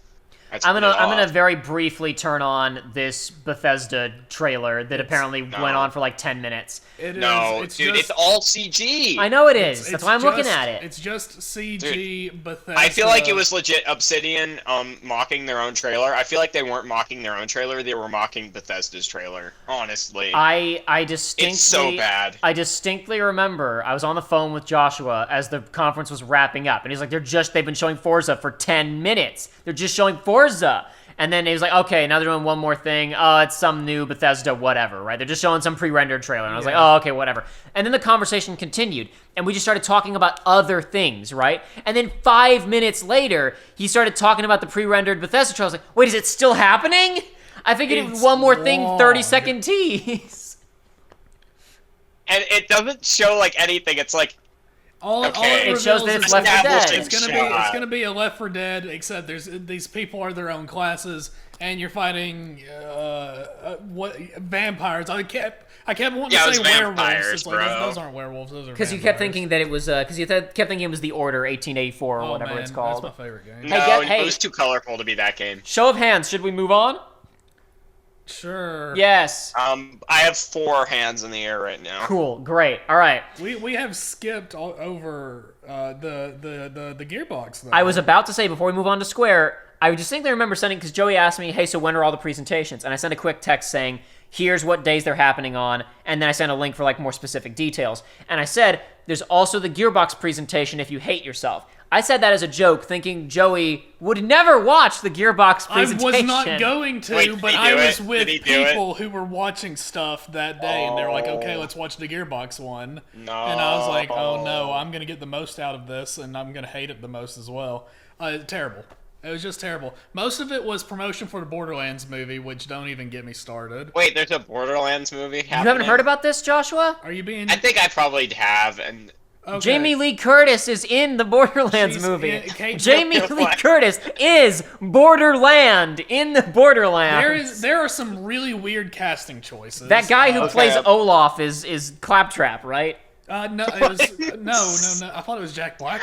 Is Jack Black I'm Claptrap? pretty sure Jack Black is Claptrap. Okay, well that's at least better than Olaf. Kate Oh my Blanchett god. is Lilith.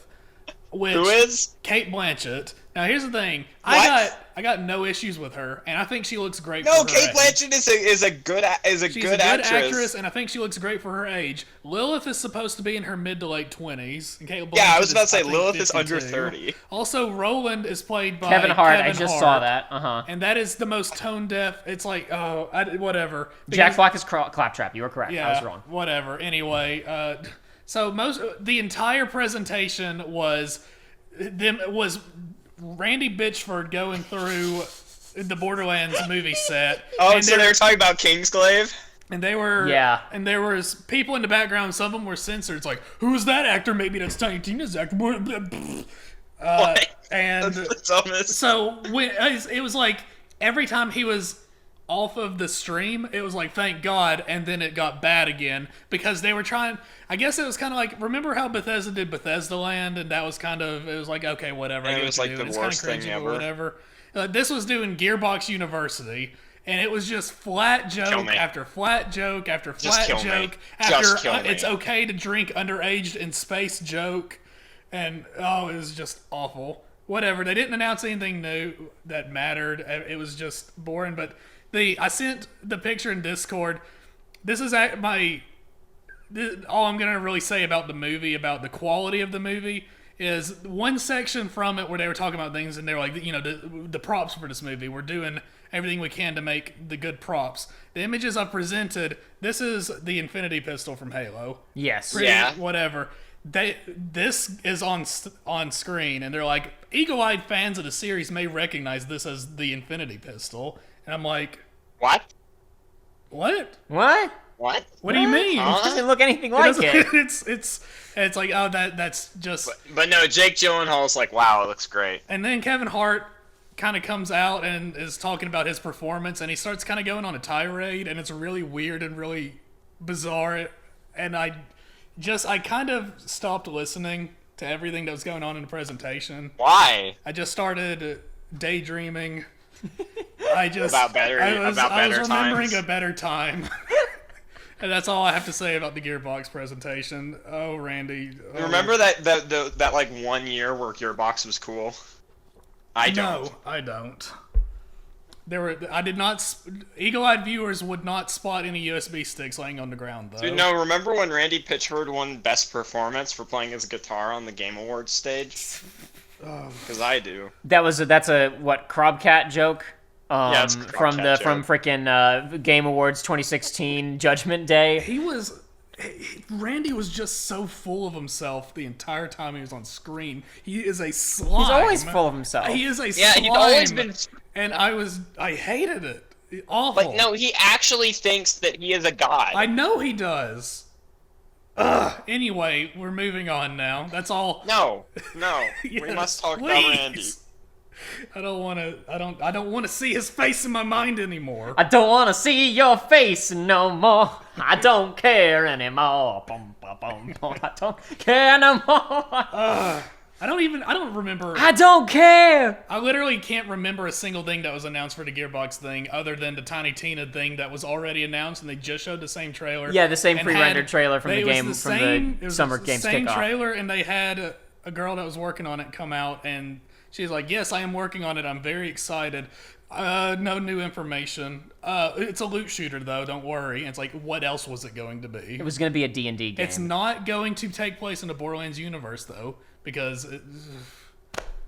Anyway, Anyway. I assume you've been hanging out with people a lot the last couple of days, hanging out with friends and Yeah. whatnot, because you guys have been hanging out watching trash. And Garbage. I just freaking, you texted me a photo, and you were like, living my best life over here, and you just taken a photo of a TV that had Bionicle Mask of Life. displayed. Wait, I'm sorry, you're cutting out. Something about Bionicle? Bionicle Mask of Life. He was watching with his friends last week. Oh yeah! And I just, Let's go! hey, listen. Takua! Hey, listen. Hey, listen. You guys know me. I don't swear that much. Even when we're not on mic, I don't swear that much. I just texted back in all caps. Like, I got jump scared. This was after everybody had left. We were just hanging out, and like it was one of those things. We started early, and so a lot of people left early, and I was still hanging out with my friend. And I was like, well, neither of us want to really. Let's just watch a movie or whatever. It's like 1:30 in the morning. It's like, let's just find a movie, and we're talking. And somehow the topic of Bionicle gets brought up, and he walks over to his DVD shelf, and he's got it. And it's just like, all right. Oh, I have it on he has VHS. a DVD of it. He's not even a VHS owner. Yeah, I know. I have it on He's not VHS an early as well. adopter. This is so. We were talking about this because you sent a photo of some of the characters standing there, and I was like that when the I don't care about Transformers, and I didn't see the Transformers movies. When people got freaked out about Optimus Prime's lips, I knew exactly what they were talking about because of the damn Bionicle movies. Yeah. It's not their face, it's a mask. What are you doing? And that's the thing. I remember having whiplash as a child because it's like, oh, it's Bionicle. It's they're plastic or metal in the world probably. And it's like this is a hard object, and then it just starts contorting, and I'm like, ugh. In lore, they are mostly mechanical with bionic elements. That's why they're called Bionicles. Yes. They have tissue that connects metal components of their bodies, and they have they don't say brains, but presumably they have bionic. They have biomaterial in their heads and other parts of their bodies and whatnot. Commandos? Yeah. I showed Joey. I showed Joey like some art someone else did of like, this is what I wanted. Like, this is what the character should have looked like. Like, it's just weird. Anyway, moving on from that. Freaking, I couldn't believe when you told me that you'd freaking watched the freaking That's incredible. That damn presentation. Whatever. Moving on to Square.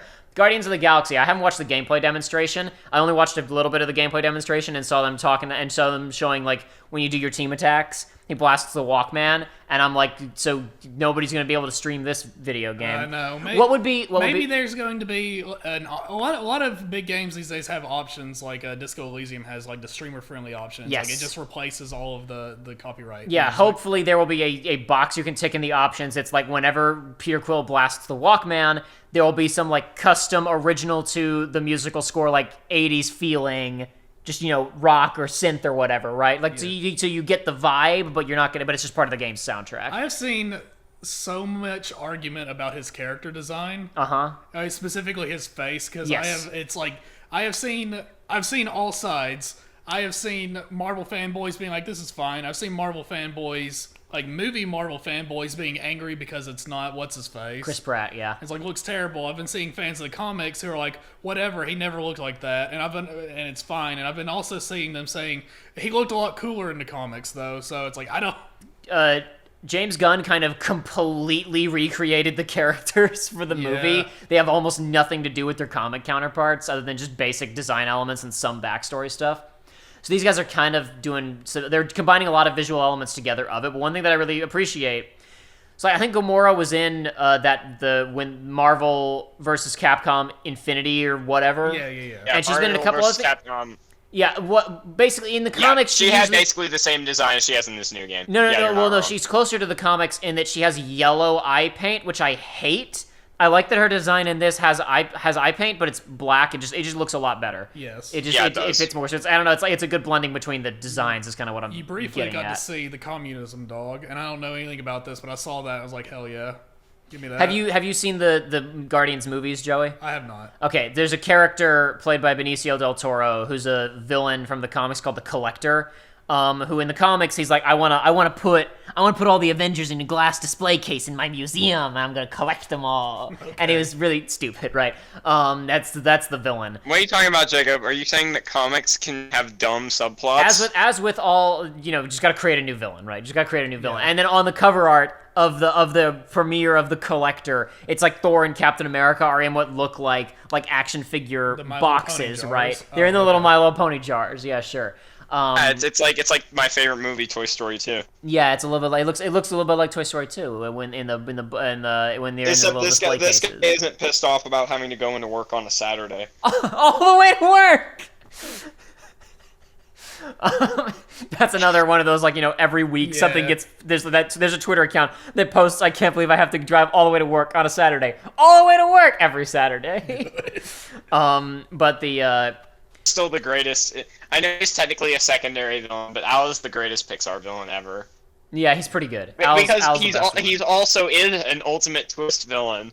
Because you see that chicken on that screen and you don't know. You don't know that he's a bad You don't know guy what yet. that chicken's capable of. You don't know what he's capable of. It's a big reveal. But no, so the collector in the movie, Joey, is a borderline elder god space weirdo who he's been alive for millennia, eons, and he's just so bored that he just has a big F-off warehouse in space somewhere where he just puts stuff. Yes. He's in the plot. He's gathered a couple of the Infinity Stones together. When Star-Lord and crew go to confront, because I know you've seen Infinity War and Endgame. When Gamora gets grabbed by Thanos, and they go to that place to try and pick up a stone. That's the spot. That's the collector's building. And among the many things that you see in his collection, you see Soviet Dog behind a glass case. Yeah. In the movie. That's one of many references / little things. I saw people complaining the Guardians presentation went on for too long. It takes up almost a third of the show. But it's like, to be fair, honestly though, it's like Square was only showing 4 games, and Eidos, we haven't seen anything that Eidos has been doing for the last 2 or 3 years at this point. This is worth talking about. I think I talked to you about this, Josh, over the phone. So Crystal Dynamics was doing the Tomb Raider games, right? And Eidos Montreal was doing Deus Ex and Thief, right? Yeah, they were doing Mankind Divided and then the Thief reboot. And then I think Thief might have been before Mankind Divided. It doesn't matter, though. Those are the games that they were doing. It doesn't matter. Then Crystal Dynamics got taken off of Shadow of the Tomb Raider and moved over to... Wait, is that the one where she became the Tomb Raider? She became the Tomb Raider in all 3 of them. Shut up. It doesn't matter. No, Jacob, you don't understand. In Rise of the Tomb Raider, she was becoming the Tomb Raider, but hadn't become the Tomb Raider yet. Now, does this game come before Shadow of Colossus or after? Of the Fall of the Tomb Raider, it was Transformers: Revenge of the Fallen Tomb Raider. I am confident that there were interviews for all 3 games. With the first one, they're saying this is an origin story about how Lara becomes the Tomb Raider. In the second one, I guarantee you someone said, now you'll finally see Lara become the Tomb Raider. Because I distinctly remember, in my head, I exactly remember the interview for Shadow of the Tomb Raider where they said, and now you'll finally see Lara become the Tomb Raider. And though I don't remember the statement for Rise of anymore, I remember when they said that for Shadow, I was like, you said that last time! Yeah. But anyway. I remember it the first time and the third time, and I'll take your word for it on the second time. Anyway, the Crystal Dynamics got taken off. I think they were working on Shadow of, because they're credited as support studio, but they got moved for whatever reason to the Avengers game, and Eidos Montreal, coming off of Thief and Deus Ex Mankind Divided, not doing well financially, presumably just got told, finish Tomb Raider. Yeah. You guys finish Tomb Raider. I don't know why. Maybe someone at Crystal Dynamics was like, we really want to do something new, and they were like, well, we were talking with Disney about doing this Avengers thing. So they got it probably. Anyway, point is, Crystal Dynamics did the Avengers game, and Eidos Montreal did Shadow of the Tomb Raider, which came out several years ago now. So this is what they've been doing since then, and I think in terms of what Eidos Montreal is good at as a studio, I mean, they were basically just making another one of Crystal Dynamics' Tomb Raider games with Shadow. I haven't even played it, and I'm not going to make a judgment call on whether it was good or not, because I don't care. Maybe it was really good and people liked it a lot. I honestly don't know. But it is not what I'm interested in from the pedigree of Eidos Montreal, right? This is a third person. This is much more of an... But Jacob, do you not want to protect Laura? No. I want to watch gratuitous, borderline pornographic death animations over and over again. That will make me feel like protecting her. This game really makes you feel like protecting Lara Croft. Jacob, you're just such a bad human. I know, it's true. You don't care for your fellow fellow digital human women. being. your fellow Greendale human being. I'm afraid I only like 2D girls, you see, and Laura Croft being the first 3D girl is on my number 1 shit list. Anyway, like, also on one hand, I guess I shouldn't say, like, I want something that looks different from this gameplay-wise, because, I mean, whatever, like, you know, Deus Ex is a third-person cover shooter, and this is a third-person not cover shooter. Co-op, like, you could, in co-op, not co-op, but, like, you know, party management, whatever. I don't know, I'm looking at this gameplay for the second time, and I looked at it only briefly after the actual show, so... It looks like it... I don't really know what to compare it to exactly. Yeah. The way it's he pretty was funky. issuing squads, the way he was issuing the people in his squad orders was kind of like Mass Effect. A little bit, but that's kind of the only real comparison I could make to Mass Effect, I think. Well, Other yeah, than, of course, exactly. The obvious, like, setting in space adventure, crew, whatever. I don't know. It's hard. This gameplay seems like something from a bygone era. You know what I mean? Hey, maybe it'll be like the Star Trek tie-in. The not shovelware, but the era of just these kinds of games. How do I describe it? You know, Just a beat 'em up. It's... Yeah, just like just an action game. I don't know. I will say this game is coming out. Is this coming out next year, they said, or is it coming out later this year? Oh, October. That's neat. I haven't seen this. This is coming out in October? Yeah. Okay, so with that in mind, all the cutscenes they showed in their cinematic trailer, they were all clearly in-engine. And I gotta say this, if nothing else, like, every brief bit of cutscene they showed looked more exciting than anything that was shown for Avengers game. Yeah. Like, there's some real money here. The writing seems decent from what I listened to. Like, I don't know. This should be... I'm infinitely more interested in this than I ever was in the Avengers game. Yes, absolutely. Which was like minute 1, this is gonna be trouble. The thing is, I have a friend who...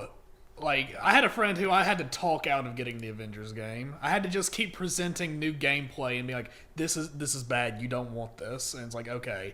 And he finally agreed. It's like, this thing, he wasn't watching the stream, he was at work, but he was texting us.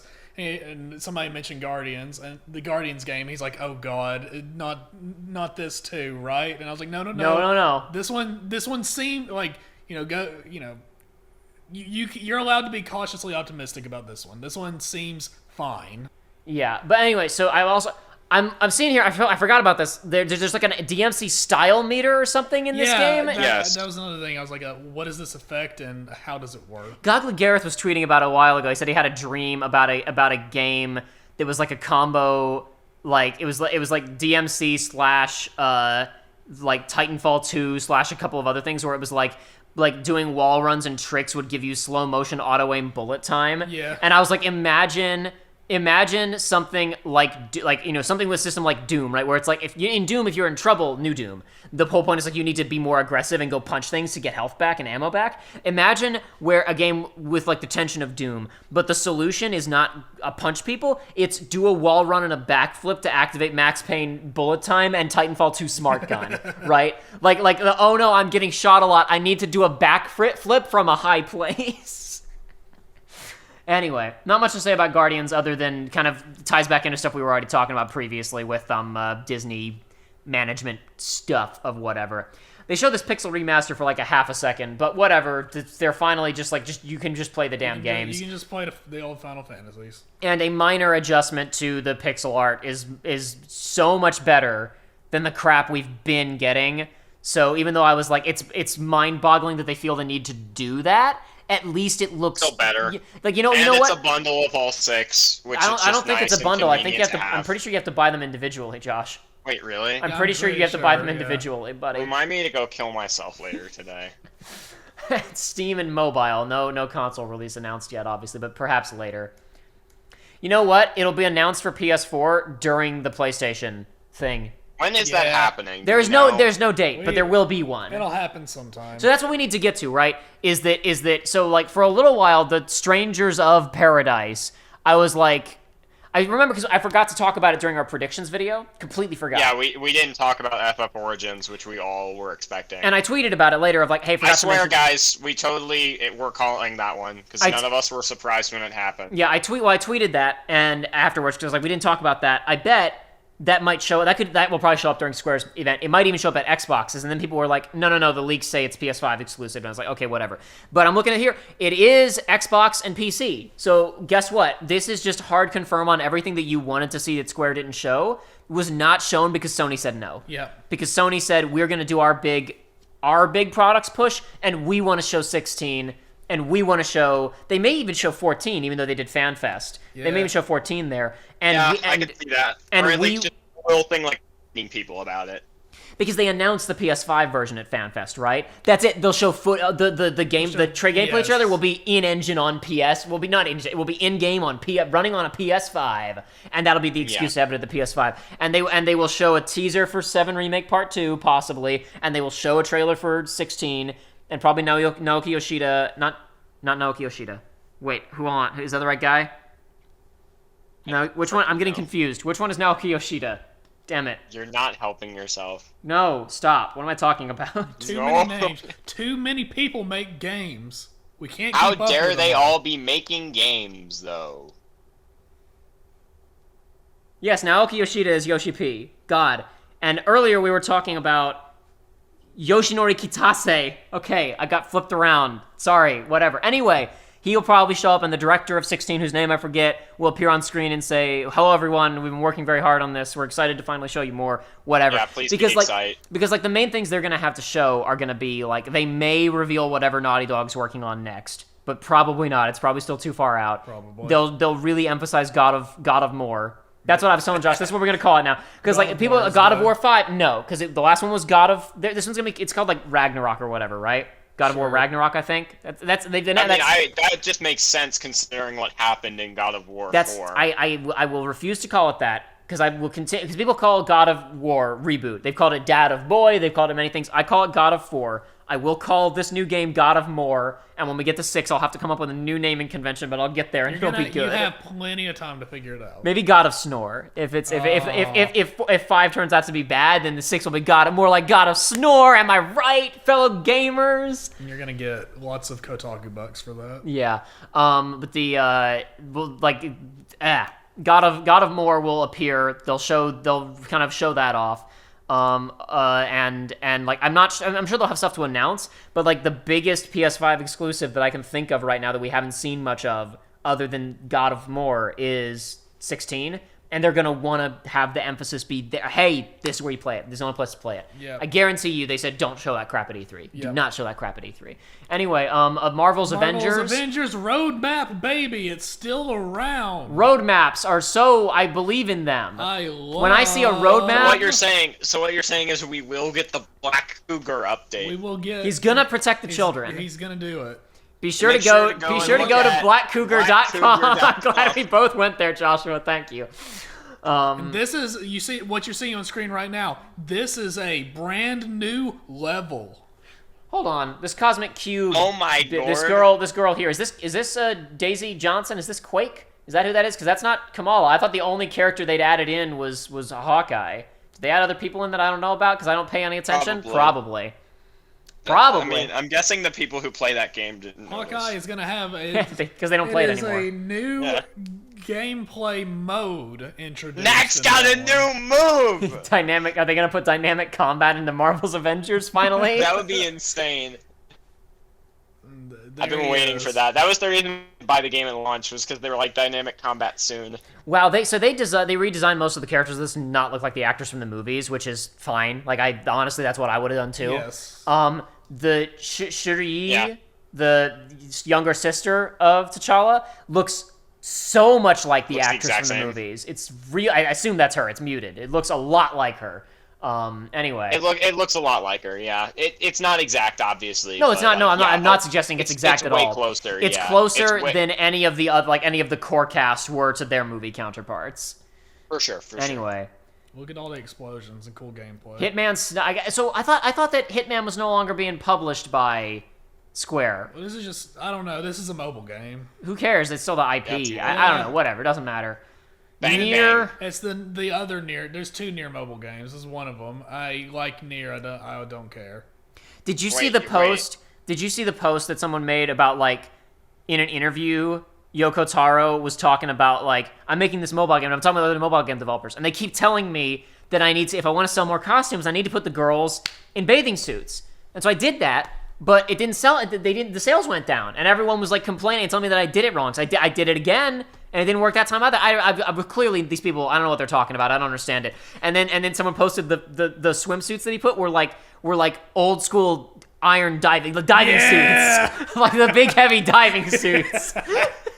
Oh, and here's the Final Fantasy mobile games. What's really funny is that Yoko Taro is like, dude, boobs. I like cute girls. Yeah. But when people tell him put them in cute exploitive costumes to make money, he's like, nah. Yoko Taro's incredible. I love that man. He can do no wrong. Every time I hear something about him, I'm never let down. Every single time. Yeah, woohoo! More, yeah. So which one of these Final Fantasy mobile craps do you play? None. None anymore? Okay. Anymore. All right. I think this is let's see if this is the one. Yeah, that's the crap I played. Brave Exvius. Hell yeah. I played, Katy Perry in it? What was it? Was it Brave Frontier? I don't know. I played a mobile game that was the Brave mobile game before this one. Who knows? They keep changing the names. I don't care. They add this Civilization 5. I don't Brave New know World. much about the series anymore because I've been out of it for years, but I remember it made the cardinal gotcha sin, in my opinion. There's plenty of cardinal gotcha sins, but it added a new rarity above the highest rarity. And I was like, you can't do that. Oh, that's the worst. You can't That's do that. actually the worst. I'm with there you was on already that one. 6-star characters. You can't add 7-star characters. That's not right. All right, I've only that's seen a big screenshots number. of Babylon's Fall of people complaining about the look of like it looks. Honestly, maybe it was just because they were seeing it during the stream and it looked really bad. Looking at it right now in HD on a nice TV, it doesn't look like a mistake. It does look intentional. The main thing I've heard is that apparently the character models look like high res, so it doesn't fit the aesthetic. It's a little weird.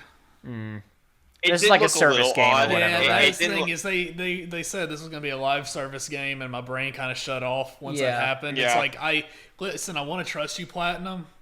Oh, all right. Well, everybody's been everybody's been on like, oh, Platinum hasn't done anything really like high quality since Nier, I guess, because people didn't like that Astral Chain.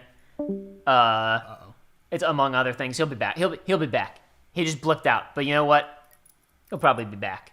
People didn't like Astral Chain. What else have they put out recently that people have been not hot on? Has there been anything since Astral? I feel like there's been something else that I'm forgetting about. Was I don't know. there? Well, they re-released Wonderful 101, but that doesn't count. No, it doesn't. I don't know. Honestly, I'm looking at this footage. I honestly do not mind this art style. I actually kind of like how it looks. Yeah, it's fine. You didn't miss anything, Josh. We were just trying to figure out what else they've released since Astral Chain. It is. Maybe he's not back. Whatever. I assumed from the bloop. Okay. No, I was gonna say I'm still feeling the kind of the dissonance in the character models and the environments just a little bit. Joshua just sent a text. Just text, Mr. Kojima, are you there? Mr. Kojima, are you there? We're talking. That was the Crobcat, whatever. The E3. Sorry, I mean Game Awards and even Welcome to Hell or Judgment Day. I keep saying the wrong thing. Yeah, it doesn't look like. It doesn't Can you look hear me? like. Yeah, I can hear you now. Doesn't Mr. seem like they've Kojima, are you done there? anything. Mr. Kojima, are you there? Activate it. Activate it. Oh, it looks like they My did a mobile friend, game, World of Hideo Demons, but- Kojima. They did a mobile phone game. Yeah. Anyway. I love you, Jeff. Anyway, people are saying that Babylon's Fall doesn't look like the platinum comeback people want. We'll see. Sorry. Why see. come back? Because apparently people don't think they've released much good stuff since Automata, whatever it's damn called, since Nier. And they worked on the remake, whatever, for Replicant, right? I don't know. I think they were involved on that. I don't where Did people not like Astral Chain? That's what I was saying. We were just talking about. I don't think people didn't really care for Astral Chain, and like people think that Nier's a good game, but a lot of like Platinum people are like good game, but not like the action's yes, sloppy. absolutely. It is fine to play, but it's like that is not their best work. Because it's like the RPG elements are not implemented well. Because it's like if you are under level, there's like a 5-level window where it's like if you're under leveled, you're doing chip damage, and if you're over leveled, you just kill everything instantly. Plus, enemies don't stagger like at all. And it's not to be that guy, but it's like it's piss easy because everything is extremely forgiving. You can dodge cancel out of everything, and the dodge is it's not iframes, it's iseconds. It's like if you are just spamming the right trigger, you can't get hurt. I assume none of us have anything of significance to say about any of the Life is Strange stuff.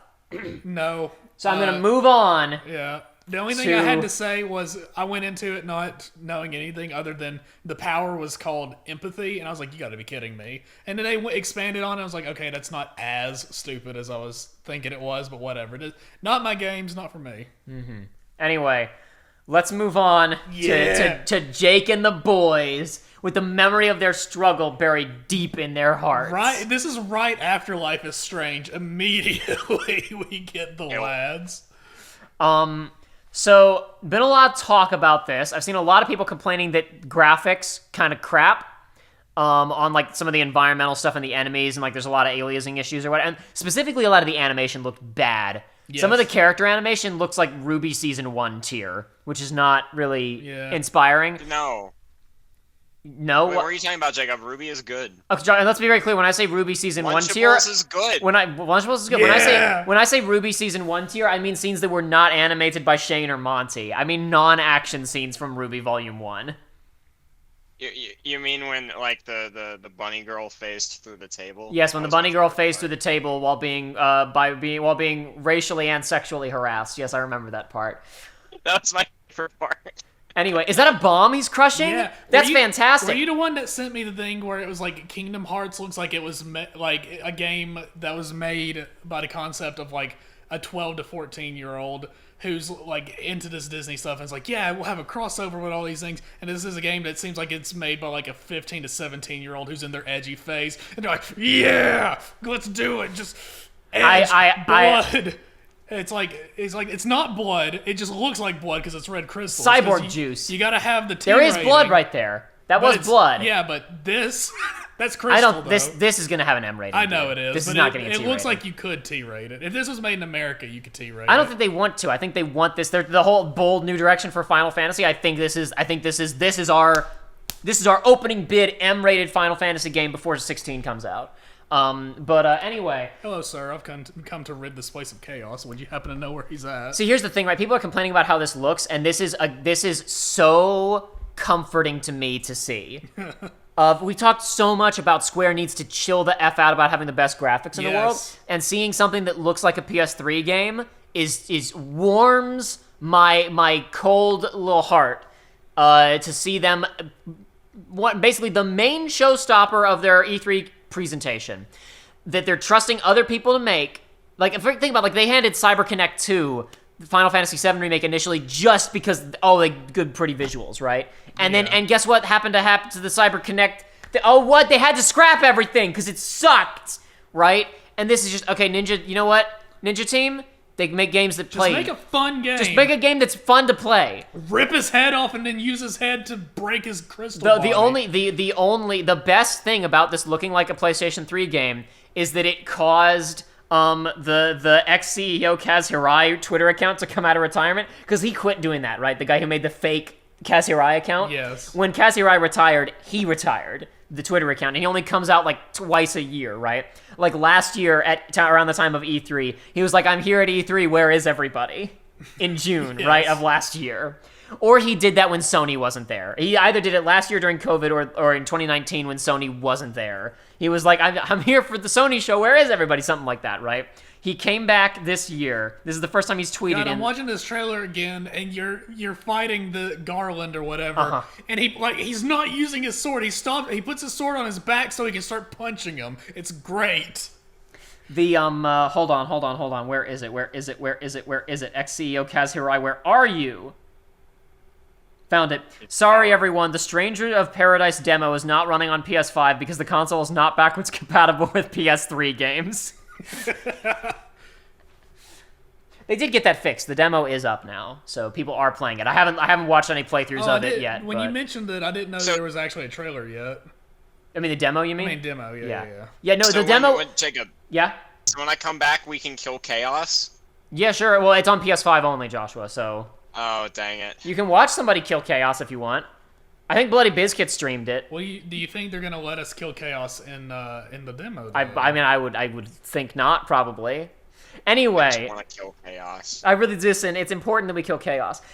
Honestly, this crystallizing effect, this is one of the coolest, like, special kill animations I've seen in an action game since the freaking Zandatsu in Revengeance. Yeah. Like this, you grab them, they turn into crystal, and you shatter them. Is like actually it's very really good. Solid. It's visceral. It has a great sense of impact. I like that a lot. I'm a big fan.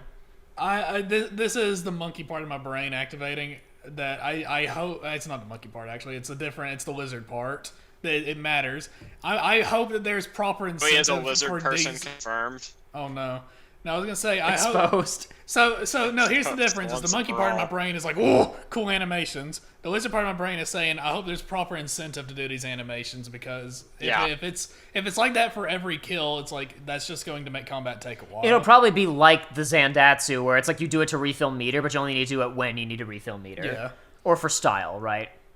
Hold on 1 second. I gotta find. You do it to increase your rage meter, your anger at chaos meter. Anyway, if it ever depletes to 0, you just drop dead. Before I get into the meta text of this too much, I want to talk about this. I think that this is a really good thing that Square is trusting an outside company with. I mean, they've done it before. They've outsourced Final Fantasy games before, right?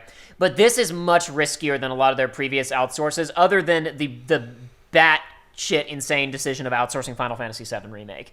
But I guess at the time when they were starting in 2015, it's like they just didn't have the resources internally or whatever. Made sense so back then. Yeah, I guess it made sense at the time, right? To an extent.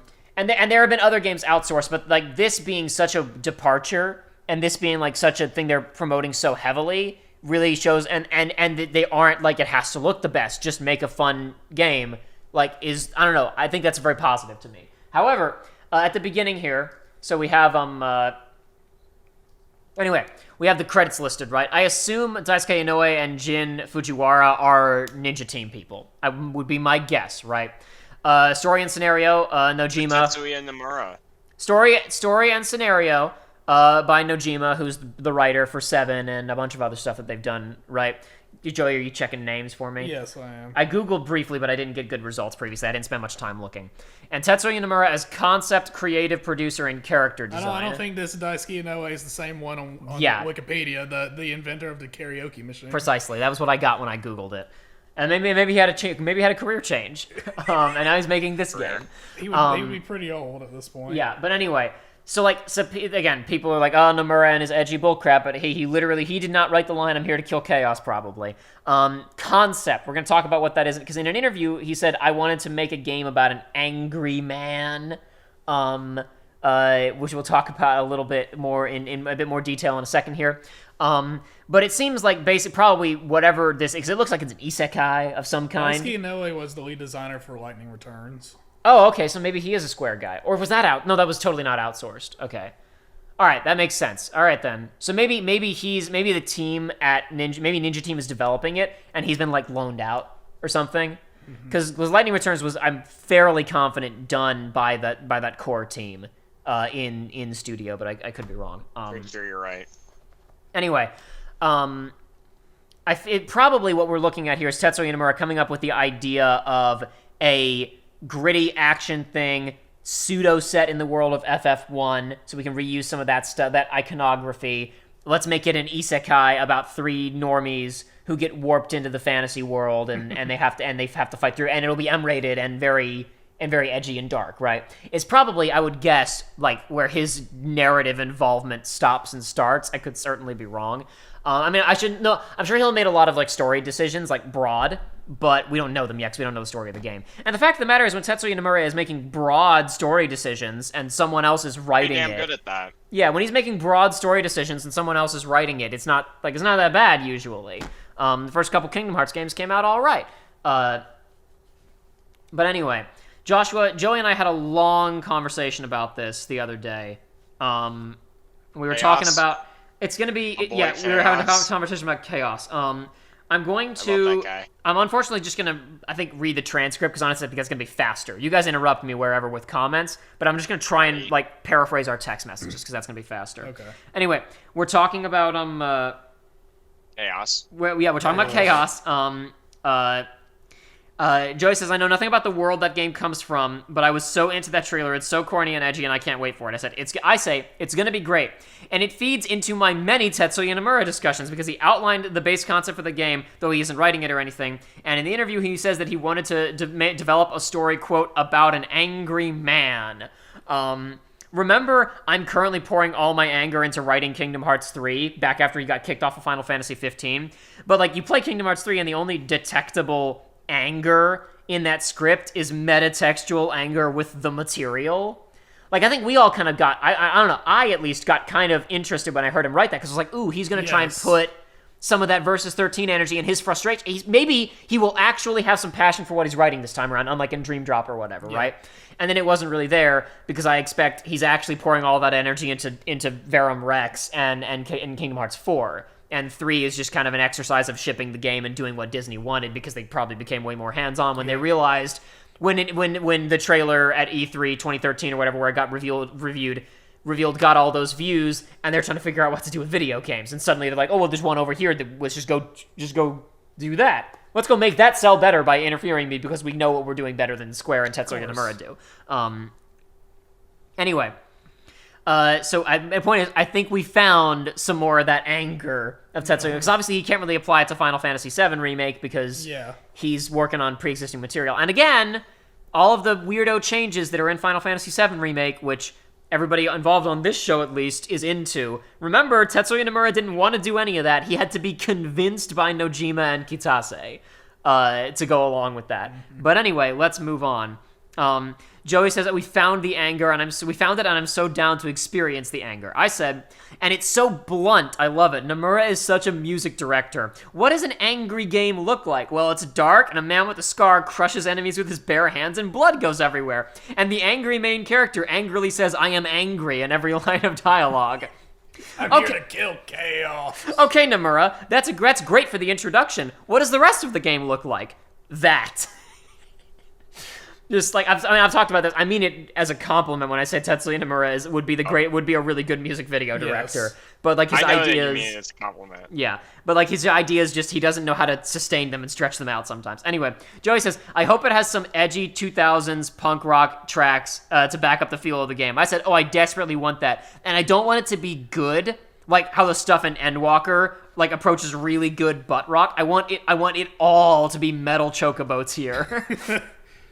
It needs to. I know I gave you an example. It needs to be when I was playing Mech Assault 2 Lone Wolf on original Xbox, where I got to a spider boss and Papa Roach's Getting Away with Murder starts playing. Anyway, so the three official renders show the renders of the official characters show them in sneakers and jeans, so it's safe to assume they've all been isekai'd. With that in mind, people have been photoshopping classic Warrior of Light in switched places where he's at like a 7-Eleven or whatever. I was saying, I need someone who watches this show to do a Photoshop or a drawing or whatever of the three main characters get hit by the isekai truck, right? And then instantly traditional Amano Warrior of Light warps in, and he like just holds up his shield, and the truck crumples around him like that scene from the beginning of The Boys when she drops down in front of the truck in the very beginning of the episode. Or like he cuts it in half, Odin style, right? Or something like that. He just instantly switches places and reacts, and he destroys the truck. Anyway, then we had a discussion about isekai. Are there other isekai Final Fantasies? And I was like, World of Final Fantasy kind of counts. There was a short-lived 35th anniversary manga that was a guy got isekai'd into Final Fantasy. But really, the only Final Fantasy isekai is secretly Final Fantasy X. Because functionally, it's functionally, yes. Advance in 2. God, you're right, I forgot! I knew there was something I was forgetting! I knew there was something I was forgetting! I already said that. Freaking moron. If you said it a second ago, I didn't hear it. Because I just... From what? Sorry, I didn't catch that. Tactics Advance 1 and Tactics Advance 2. They're not from our world. Okay. They are from a town called Saint Evilise. And it's honestly, it's very similar to 10, where 10 is... it's very much, it's in the far future. 10, like in 10. well, maybe, well, really, hold on. So 10 is really time travel. But it functions as a fish out of water story. Yes. In Tactics A2, they are in St. Evilise, And it's unclear if it's like the far distant future from original Tactics, which was like medieval, if it's just developed to modern day. Then the characters find a magic book which transports them to a magical world called Ivalice, which has Viera and Mughals and stuff and all the stuff that you see in 12, which was not in Tactics. None of that stuff was in Tactics. Tactics was fairly grounded. Okay. The only like intelligent life forms were humans for the most part. Then they did 12, and they recycled the setting that was a magical storybook world. So it's like, is this still a magical storybook existing inside of a book in Saint Ivalice? Or is this different? And then in Tactics A2, like 20 years later, in Saint Ivalice, another kid finds a book and gets transported to the world of Ivalice and meets a bunch of characters who were in Advance 1. And it's like, it's like Narnia time. It's only a little bit later, right? So most of them haven't aged a lot. But then characters from 12 start showing up. And wait, what's happening? And there was one 12... I'm sorry. The characters from 12 showing up is a lot like the characters from 7 showing up in the first game. It's just there to be a goof. I don't know. They had more involvement in what was going on in Tactics A2 than Cloud showing up in 7. Show up in the first freaking game. Yeah, I know, but it was nothing. Whereas like Vaughn and Pinello and Alcid being there is something in A2. Forgot Alcid is in it too. He's the one you get first, or maybe I don't know. Maybe he's secret. I don't remember. No, you get Vaughn and Pinello first. But you see him first. I think you see Alcid first. He's involved first. Okay, so we're talking about maybe Protagonist Coon. Joey called him Protagonist Coon, who is named Jake, by the way. I let him know because Joey didn't know. I did Wait, not. really? Is angry at, he's named Jake. Is angry at Chaos because Chaos... Why are the two next Final Fantasy releases have a character named Jacob and Joshua? I don't know, dude. Oh my gosh. Is angry at Chaos because Chaos is responsible for bringing him and his friends into this realm. They can probably only go home if they kill Chaos, hence the single-minded focus.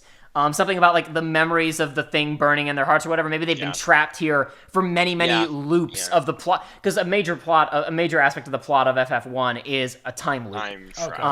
So possibly these guys have been isekai'd into Final Fantasy 1, and they keep getting time looped, and they need to kill Chaos to get out. Possibly would be my guess, right? Him. Anyway, this brings me to my big theory on Origins, on Stranger of Paradise. So the main character is very angry and screaming about how he just needs to kill Chaos and is brutally executing enemies, right? Every time that he said, I'm just here to kill Chaos, I got really strong near replicant, near gestalt, I just want to kill all the machines. We need to kill all the wolves. Yeah. It's just a shade. I need to kill the shadow. Like, it had very similar tone. I know, Josh, you haven't finished Replicant. But you I don't know if you got far enough to get to where Nier is on his genocide warpath in that game. Anyway, this made me think. You still there, Josh, or did we lose you? Yes, I'm still here. I just want to make sure. This made me think. Nomura has said it many times across interviews and stuff, and just from what I know about it, he wants to make, quote, like, psychologically nuanced, end quote, games, right? But he can't due to the games that he's stuck working on, and the fact that he's also, like, he's also not a good enough writer to go further than just base concepts if he's the one writing, right? So, you know, he can't really explore the... Huh? You're saying he's Hideo Kojima? I'm kidding. Honestly, a lot of comparisons there are fair. And I like Hideo Kojima. I mean, yeah, I would say that a lot of the stuff that Kojima does in 2 and 3, though, is a lot more nuanced than... Oh, no, absolutely.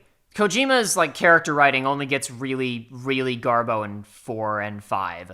And I guess... What are you talking about? 5 has incredible writing. Boss, don't bring that woman here! Don't bring that woman here, boss! Anyway... But, like, so Nomura can't do the types of games that he wants because he can't write Kingdom Hearts that way. He doesn't have the liberty to write FF7 characters however he wants.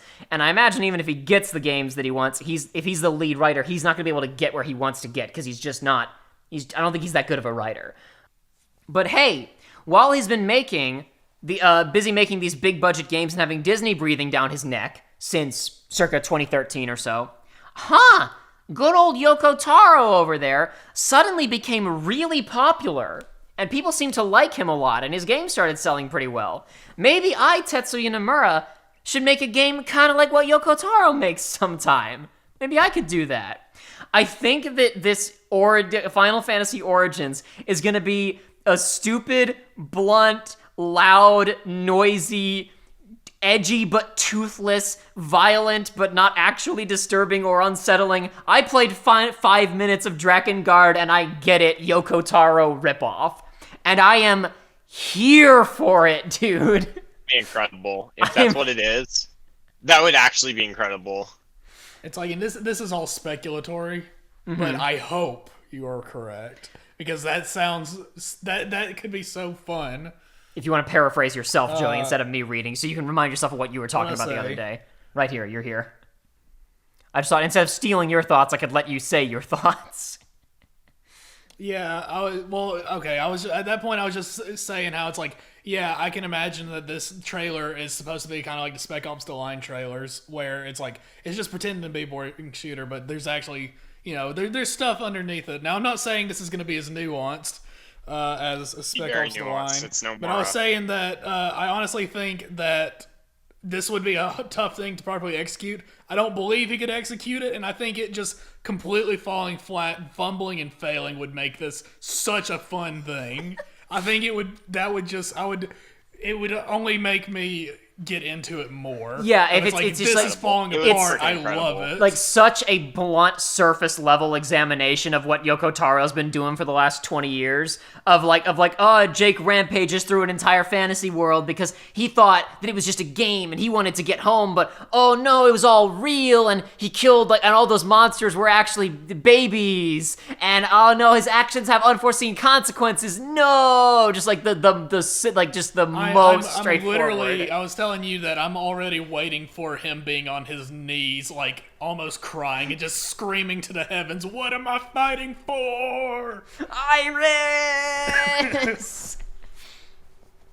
No, this can't be happening. No, this can't be happening. How can I possibly go on like this? But yeah,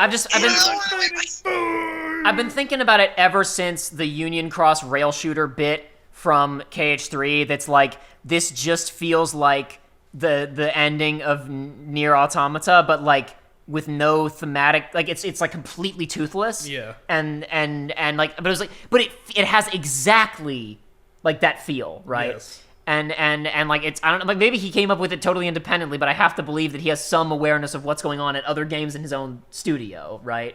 In his own company. Yeah. And like, and anyway, I don't mean to like smoking gun that like as if like, oh, all of this is just based on that bit from Kingdom Hearts 3. But it got me thinking about it, and it made me think more and more about what Tetsuya Nomura has said that he would like to be doing, and what we saw of Versus 13, and all of his statements about what he'd like to be doing, and his person. And I was like, I bet that he would really like to be making games with Yoko Taro, or games like Yoko Taro games. Like, that just seems like that's so much closer to what he has self-stated that he's interested in writing, right? I could see that. And like, so I don't know, just it kind of got those thoughts churning in my head, that bit from 3. Though I think it's, probably there's more evidence than just that. But it's like, it could just be, a bit of confirmation bias, and it could be that I've been watching Bloody Biscuit stream Replicant, so like I'm here to, I have to kill Chaos is just too close to, yes, it's too close to Ray Chase talking about killing Shades. So it may just be unfair association and confirmation bias here on my part, but I'm big time getting that vibe. This is something I kind of forgot to mention. Not about games, about the presentation itself. Everybody's saying the Square Enix presentation sucks. Visually, the presentation is better than all the other ones, because there's actual like flair and style. And it's not just because I like Persona 5 and it looks like Persona 5, but I think like the actual transitions, I'm like, it's pleasant. And I haven't watched it's the whole... It's not so far up its own ass like that one Sony conference where, for the PS5, where it was just all of these, it's like, God, each one of these transitions are 20 seconds long and they cost that we watched the PS5 reveal trailer where there was all like the freaking particle effect making the logo transitions. So incredible. I will say, so people are complaining that. So I haven't watched the whole thing straight through, and I probably won't at this point. I will go back and look at some of these that I haven't like heard with sound, but like it seems like other than the Guardian segment going on longer than some people liked, it seems like this Square presentation had a lot of respect for people's time. Yes, like there wasn't a lot of just garbo in it. Like at the end, people were like, "That's it? It was so short," and I'm like, "That's a good thing." No. You will see Final Fantasy 16 at Sony whatever when they do Sony whatever a month from now. Yeah. Anyway, Let's move on to the Nintendo Direct. Ironically, I don't think we'll have a ton of things to say about this, so we'll probably be wrapping up soon. Generally speaking, our conversations about what on earth are they doing sales-wise, I don't think that they have the... I don't know. I mean, I don't know. I guess they have a lot of stuff coming out, but every time I think about how big the lineup is, I look back and check that one of them is coming out it's actually coming out in 2020 or 2022 or whatever, right? I just don't know how they're going to move those Animal Crossing units, even if all these games are selling a decent number and it's cumulative. They really have some trust in Diamond and Pearl. Yeah, they have a lot of trust in Diamond. You know what? You're right. They think Diamond and Pearl's going to do really well, and it probably will. It it'll do fine, but I don't know how fine it'll do. It'll probably sell 5-6 million. Yeah, probably. I can see it selling 10. That may sound like a lot, but I think it's reasonable. Anyway, I honestly think that's a very little amount for that to sell, if I'm being completely honest. I'm saying, I don't know. I guess like on one hand, you're right. You're right. Bump that number up. It'll sell 10. Anyway, it'll sell 10. Anyway, Kazuya got into Smash, which is it's honestly shocking that it didn't happen in the first Fighter Pass, or that he wasn't in the game at launch in Ultimate. The fact that Fatal Fury got in before is kind of crazy. Anyway, people are complaining about this and saying, "Who is really? this? Joshua, Smash Twitter is ablaze with another Japanese nobody character from some anime that I don't care about." These people are dumb. And eliminated. Yeah, no, for sure. And once again, like I was telling you, my opinion of him being in Smash has changed. It was never that I didn't like that he was in there. It was like, okay, cool. I don't have a lot of love for Tekken personally. Not really for me, but hey, cool, good for them. This is a good character people choice. Hate it, you're and like, it turned into seeing all the piss babies being angry, and I'm like, yes, great choice. Glad he's in here because I get to see them be mad. And I'm not gonna get into Tekken. I don't know a ton about Tekken backstory and lore stuff, but I know just enough for the whole him chucking people casually into the volcano. It's the funniest thing. I don't know if anybody knows his backstory. To make him tough when he was a kid, his evil asshole dad just chucked him into a volcano. And deal with it. What doesn't kill you makes you stronger. Yeah, I'm sure. And also, an incredible tweet before this that said, everyone saying hopefully Nintendo will be good, as if the bar isn't so low at this point they could only F it up by if they executed Captain Falcon live on stage. Mm-hmm. And then he just drops him off the volcano. First thing was Ganondorf, but second person to go into the... He killed hydrated Ganondorf to make room for dehydrated Ganondorf. But that's how he gets dehydrated. Yeah, by being... Exactly! That's the setup! That's the deep backstory of Breath of the Wild 2. Honestly, before I realized it was him for Smash, because it took me a good 10 seconds. I noticed, as soon as he dropped, I was like, oh. But it took me a sec. I was like, wait, this doesn't look like Breath of the Wild graphics, but are they doing the dry Ganon setup? Yeah. Oh yeah. It's these aren't the same graphics. Mania, no, I knew it was Smash right away because it was. I recognized it as specifically Ocarina, and I was like, "That's he's gonna be. Yeah. It'll be. Yeah. So see, I haven't watched this trailer. This looks like that looked fake. Okay, he's moving now. Yeah, great. No. So Monkey Ball is back. People are very excited about the monkeys being back.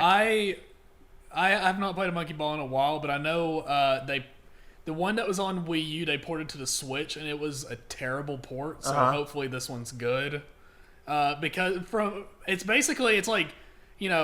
they had the gyro motion as the main thing of it before back on the Wii U. Then for Switch, you can only use the analog sticks to my knowledge, but they made the sensitivity at maximum, so you could not easily do any precise movement. And on top of that, they edited some of the levels to make them harder. There was one level that there was just big stretches in it that had guardrails originally, because that was not supposed to be the challenge. It was supposed to be go through the guardrails, get to the challenge, then go to the next guardrail, get to the challenge. And it was like, okay, we're just going to remove the guardrails. We can make these middle bits more interesting. Yeah, and the middle bits became the challenge, and then the other one was just whatever. So we were looking at the last Mario Party sold 5 million or something. I think we established, Joshua. So this it was more than that actually. This will move units, so that makes sense. That contributes to their ridiculous sales projections. Switch sold over 5 million. Apparently, we looked it up. I don't remember off the top of my head again, and I'm not going to scroll back and look. If 5 million. I want to say it was close to 10, honestly. Okay. I'm not doubting you. We talked about this the other day, and I'm not checking again. And you probably internalized it better than I did.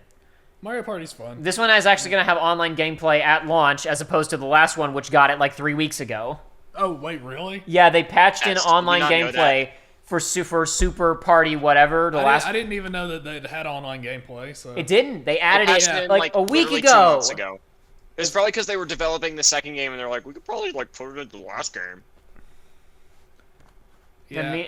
Lythera was tweeting like, because that one is like has like boards and has a bunch of boards from like the N64 era and like mini games from the Yeah. N64 era. It's like kind of a throwback one of like yeah. classic remix stuff. And Lythera was like, we have been playing the N64 games online for like 2 years because he streams Mario Party like the 64 ones and sometimes the GameCube ones with his friends over Parsec like once a week is one of his consistent streams, right? It's like just put the old ones on the eShop and add online functionality. Make the new ones because they'll sell. A new one will sell more, but it's like just their weird attitude about going back to old stuff. Yeah, and back to what we said at the beginning, the next thing was he brought up Metroid, and we were both right and wrong when we said Metroid Prime 4 was not going to show up. It did not show up. He did say, hello, Metroid that was all Prime we 4 said. anyway. We were right. Yeah. Anyway, here's something to get Joey What did you say to get Joey excited? Yeah. Because you like Fusion? Because I like Fusion, and I understand why people don't like Fusion, and I'm not saying they're wrong, but I think Fusion is not an incredible Metroid game, but I think it's an incredible game. Mm-hmm. It's the only game of its type that ever made me feel true tension. Anyway, this is going to be... Spider-Man. People are talking about Mercury Stream is doing this, and like that... Technically, they were remaking Samus Returns, so there's some people skeptical about what the quality will be on this one. But it's like, honestly, it's just the fact that they're doing it. Yeah. If this sells decently, this could be like the test bed of, okay, people keep saying that they want, like, people keep saying they want F-Zero and Star Fox and Metroid, but people don't know what they want. We're Nintendo and we know what we want. And the fact that they're doing this at all, if this sells well, could like actually mean we see other games of interest in a few years. Probably not, because as we saw earlier, Captain Falcon was executed live on stream. But it's something, dude. Like, God, what was the last? Because like, I mean, Samus Returns was so remixed that it was essentially a new game.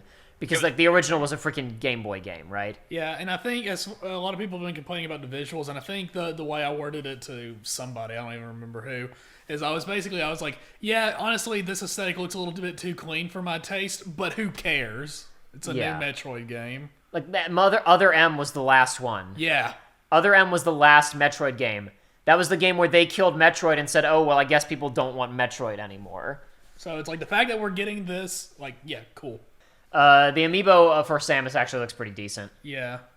I'm not in love with the enemy type, but whatever. We'll see. He looks like, you know what he looks like to me? Who? He looks like the Emmy, the evil robot, looks like the robot dog from Half-Life 2 Episode 2. Oh my god, it does. It really does. It looks like what that would have looked like in its heyday and not grimy and rusty. Yeah, precisely. Oh, dude, Dragon Ball Z Kakarot. Oh my god, dude, Kakarot is great. I'm not a big Dragon Ball guy, but I have big Dragon Ball guy fans, friends, whatever. They are friends that are a fan of Dragon Ball, and I was able to piss them off about this game just with one sentence. Oh yeah. And it was. I was like, yeah, have you seen the fishing minigame? And it's like, what? And it's like, yeah, Goku puts his tail on to fish. And they're like, what? What do you mean?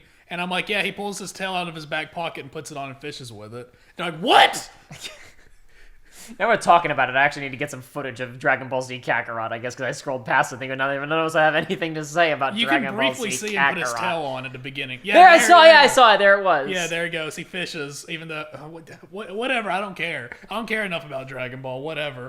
Let's move on to Mario Golf. Whatever, Mario Golf looks cool. You can play standard golf, or you can play speed golf. Competitive golf. Competitive golf. Yeah, that normal golf's for that's idiots. Who cares about that crap? Tiger Woods, whatever. It's all about speed.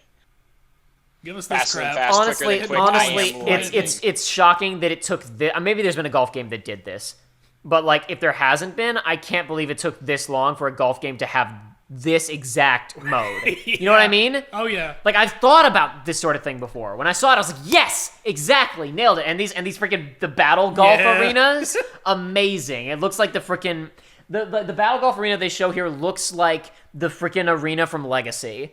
It looks like where Sam fights Rinsler. It does. Holy crap.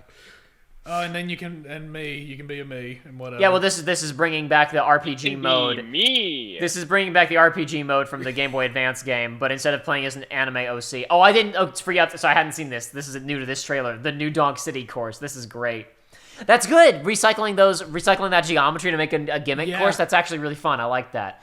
So they said can update. Can be King Babam. Yeah, he's one of the King Babam is one of the playable characters. His special rush move is a bunch of other Babams rush out and he like rests on them like a throne and they carry him down that's great. down the lane. Yeah, Monster Hunter Story is cool too. Cool, whatever. I've heard Stories 1 was fun. I'm sure this game's fine. But you're more interested in a Rise or whatever than this. Yeah, I'm sure. Well, I don't know. Maybe I just never really looked into it. I'm sure it's fine. New WarioWare game. Does anybody here have strong feelings about a new WarioWare game being announced? I was personally no, but this was another one of those. I saw it and I was like, yeah, cool, yeah, sick. Yeah, Wario. I think a lot of this conference, there weren't really any like showstoppers besides Metroid. that was another one where there was people retweeting that one you were talking about the unless they execute Captain Falcon on stage and it happened. Someone else was like, if they show a new Wario game, I'll follow everyone who replies to this. That it won't happen, and he had like 1,000 replies. Whoopsie. Yeah, oops. But yeah, WarioWare, whatever. I don't think there's been one since early Switch. So nice, whatever. We were right about Shin Megami Tensei 5. Yep. This makes me think. I'm starting because I was going and looking at that whole Fantasy ReZero whatever thing. The other thing I was talking about, the Persona, because we talked about during the predictions video. We'd see this, and the Persona guys are working on that fantasy game. There still haven't been any updates, but there was something about like I think like a year ago or so, like we're making serious progress, and we hope we'll be able to show something in the relatively near future. I wouldn't be stunned if that game shows up at Sony's show. Yeah. That's not a prediction, but if it happens, I wouldn't be shocked. Because that will their SMT is now Nintendo, but Persona makes some real money and they're not gonna let the Persona guys go away. I'm willing to bet that game will be a PS5 game. Yeah. Anyway, I haven't actually watched this yet. I saw like some screenshots, and I saw a bit of footage during the Treehouse where they were playing it. I was so excited that I saw they were playing it on Treehouse that they were giving it that time of day to show it off. Because I'm not a big SMT guy. I haven't played any of them. I know a bit about them. I've watched some of them. They're not my cup of tea, but like I'm really glad that this looks as good as it does. Like this glowing like gold dust sand effect. Like at a distance, sometimes it doesn't look so great, but it really looks. I really think this looks pretty nice. I like this a lot. This is pretty cool. Yeah, I don't know if it's in this or in what they were showing in Treehouse. The only thing that I know that's been a point of contention is that apparently, I'd never played SMT, so I had to have somebody explain it to me. In one of the translations, you can briefly see it's like Rikakuja or whichever one of those moves. It's like lasts 3 turns, which is how it is in Persona.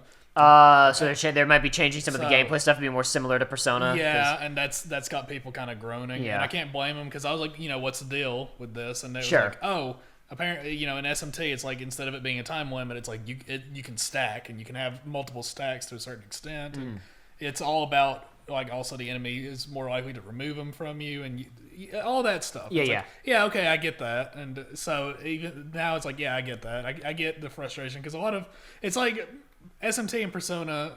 I've never played SMT, but just from what I've heard from friends and people online, it's like it's if you're wanting an actual challenge, if you're wanting an actual like JRPG like JRPG. Of the two, you want to go with SMT. Yeah, and it's even like if they're dumbing it down to be like Persona, it's like that's not a great. And even more so than that, if you're like I've been playing JRPGs for 20 years, and I want to play a game that is a specific way. It's like this and Dragon Quest are the two franchises. Is like they haven't changed really. Yes, I mean, there's been a lot of updates to this, but Dragon it's Quest is now changing. Yeah, Dragon Quest is going to change for 12. and this is changing for this. Though it looks like it's not changing a huge of an amount. And unlike Dragon Quest, where like they're 12 games deep, and it's like, well, we're gonna try something a little bit different now, and that makes sense to me. And on this one, there's a similar thing where it's like not so much about we've been doing the same thing for so long, we want to try something different, though they have been. More so of like the last Shin Megami Tensei game that came out was 4 on the 3DS, and like this has gotten so much more brand clout because of Persona 5. And I know that sounds silly, but hopefully they won't dumb it down and make it like Persona. But if they make even a handful of things just slightly more immediately recognizable and understandable, so if a Persona fan jumps in and they keep it hard, but don't make it feel hostile, I guess, at least at the beginning. Keep some things where it's recognizable. That makes sense to me. You want to win over some new fans. Though I absolutely understand the purists who want it to stay the way that it was. I think that... And the thing is, in this case specifically with Persona, it's like, I can really understand the Puritans because if you want to change stuff, do it with Persona. Do it with the spin-off. Exactly. Do it with the spin-off that was weird and new. As long as they don't change too much with SMT. I mean, I obviously, I'm not in there, so the fans are the ones who get to dictate whether or not they're good decisions or bad decisions, or they like them or not. But for me, it's like, I look at that and I go, like, SMT5 is going to be the best-selling SMT game in the series by a margin of 1 million units. Yes. And it's exclusive to the Nintendo Switch. And I don't know. Maybe I'm overestimating, but I think it's going to do very well.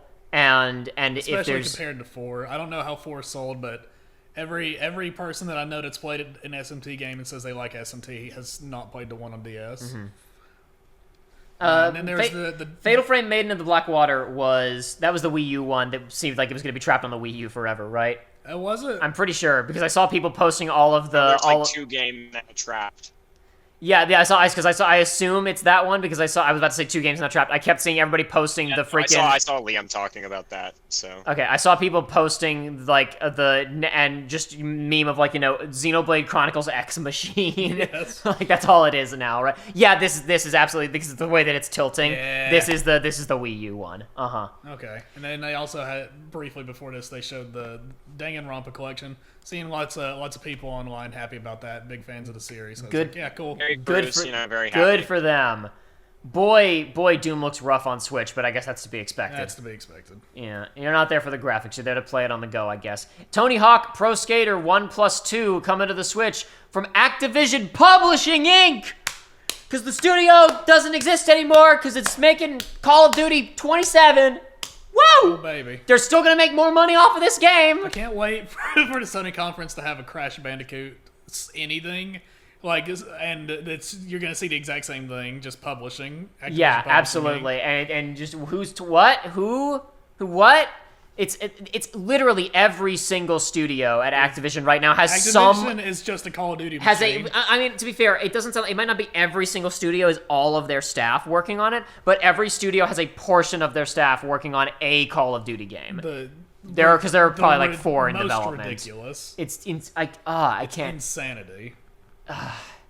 Like, I don't know, I guess it's not worse than the honor of, the privilege of being bought out by a larger studio, shipping one game, and then shutting down and everybody losing their jobs.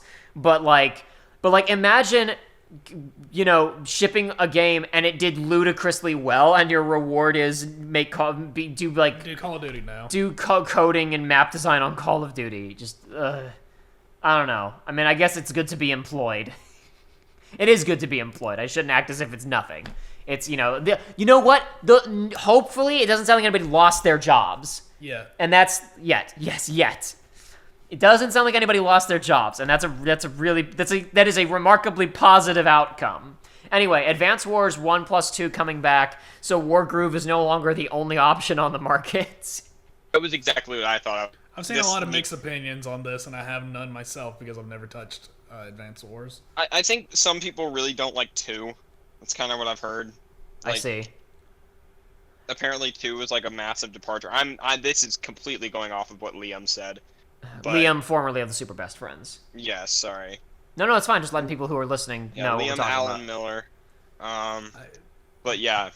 He did a stream with Matt McMuscles watching it, so I guess Josh watched that. I haven't watched it yet. Yeah, I watched. I skimmed it. Got it. Okay. Yeah, just Matt called Kazuya in 1.2 seconds. Was his brag in the tweet. Amazing. But if you're literate in Tekken, you can figure it out pretty quick. Also, I could be wrong, but yeah. I'm pretty sure at the bottom it said Tekken. Like the moment the trailer started. Did it? Oh, I okay. think it said Nintendo and Tekken. Of course. Oh, that's sad. That's actually kind of sad. Maybe not. Maybe I'm lying.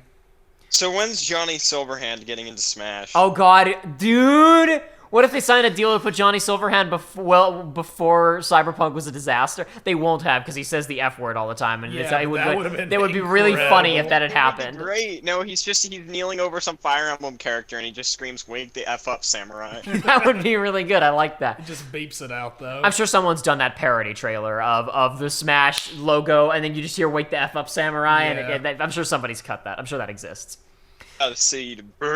Anyway, DLC for Hyrule Warriors. I got interested for exactly not even interested. I got to 20% interested for 0.5 seconds when I saw Zelda on the bike, and then I went back down to complete deflate. Yeah.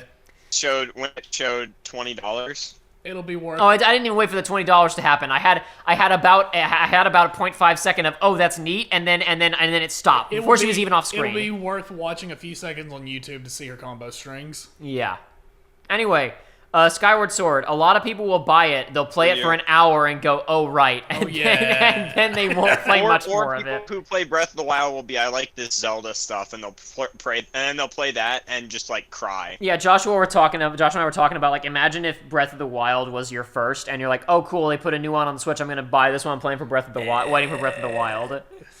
How long before their insides turn outside? They all have eyes on the inside. Yeah. Me and Jacob were talking about it. It's like every single other 3D Zelda has at least enough connective tissue to where, like, it would kind of work as your second one. Twilight Princess is a stretch, but, like, Wind Waker, Majora, Ocarina, there's enough freedom in all those games to where it's pretty similar, I feel like. Yeah. And then Skyward is just it's Final Hallway 13. Like, it's just the opposite. No, Joshua, no. It's not Final Hallway 13, because occasionally when you're going along the hallway, you push a log down that lets you vault over a wall, so when you come back through the hallway, which you can't do in Final Fantasy 13, when you come back through it, you can skip significant sections of the hallway and make a smaller hallway. But, I mean, my favorite part of the port, though, is going to be paying $20 for an amiibo to get a feature that's supposed to be in the game already. Mm-hmm. Or not supposed to be, but should be. Well, it's not supposed to, but should be.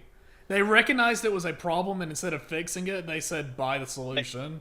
Spend $20 to fix the problem. For those who don't know, in Skyward Sword, it takes quite a while to get from the ground area up to the overworld of the sky. If you need to go back to Skyloft for whatever reason, you gotta go to a save point, right? Is that correct? I think so. So they're adding in an amiibo of Skyward Sword Zelda with one of those bird things, and if you tap it during the game, you instantly... Loftwing? Gag. Loftwing, yeah. You instantly warp between... You're so stupid. You either instantly warp between your current ground position to Skyloft, or you warp from Skyloft to whatever your last ground position was. This is an insanely valuable quality of life feature that would literally, I'm sure cumulatively across the game, cut down on at least 2 hours of busy work. Yep. Probably more. And you have to pay $20 for an amiibo. It's gonna split the categories of speed runs of with amiibo and without amiibo. Say that again, Josh. I was just going to say that it would actually get rid of a lot of the problems of that game as a whole. Absolutely. Anyway, whatever. Breath of the Wild 2 trailer. I think it's very. I realized I kind of had a vibe watching this where it's like back in 2017 when they first revealed, or 2018, was it 2018 when they revealed this game? I don't know. Whenever they revealed it, there was an interview with Aonuma where he basically said, "Yeah, we were planning DLC for Breath of the Wild, and we realized that we had so many ideas that we should just make a new game." And at the time, I think we all went, "Oh man!" And then watching this and thinking, "Oh, it's a bunch of DLC ideas that were too." And now I feel like we're all going, "Oh man, oh no," because it's the old map, but just with some islands. That literally feels like DLC of like the old map. But hey, there's some islands. There's a bunch of floating terrain now. Yeah, like I'm not trying to be like I'm not trying to be a pessimist, but I am not. That trailer really tempered my expectations. That trailer, the first trailer was so spook and so cool. And then that happened. It will be a really good game for people that did not play the first game and have Yeah. heard the hype. And If I decide to play this everyone game, I played the will first love game. it. It will probably be a superior experience to the first game. Which sucks. Good job, Jacob. What did I say? Nothing. I was just agreeing with what you said. It was a very good point you made. It will probably be a better game, but it's not going to be like the revolutionary experience. It's gonna be probably they'll refine some systems, maybe mess with the weapon durability stuff a bit. But like I don't know, like this bit where it's like, oh look, there's the big rock guy that's annoying enough to fight in the first place, and now there's guys on top of him who can shoot arrows at you. This is not a turn on for me. These potential time travel mechanics look interesting. Like, this doesn't look like it's the gravity, like the momentum thing. This looks like it's forcing it time to... travel. It looks like it's forcing it to retrace its steps, and that's cool. It looks like you were reversing this drip of water and then flying back up or something to the above platform. So they're going to be weird time powers, and that could be neat.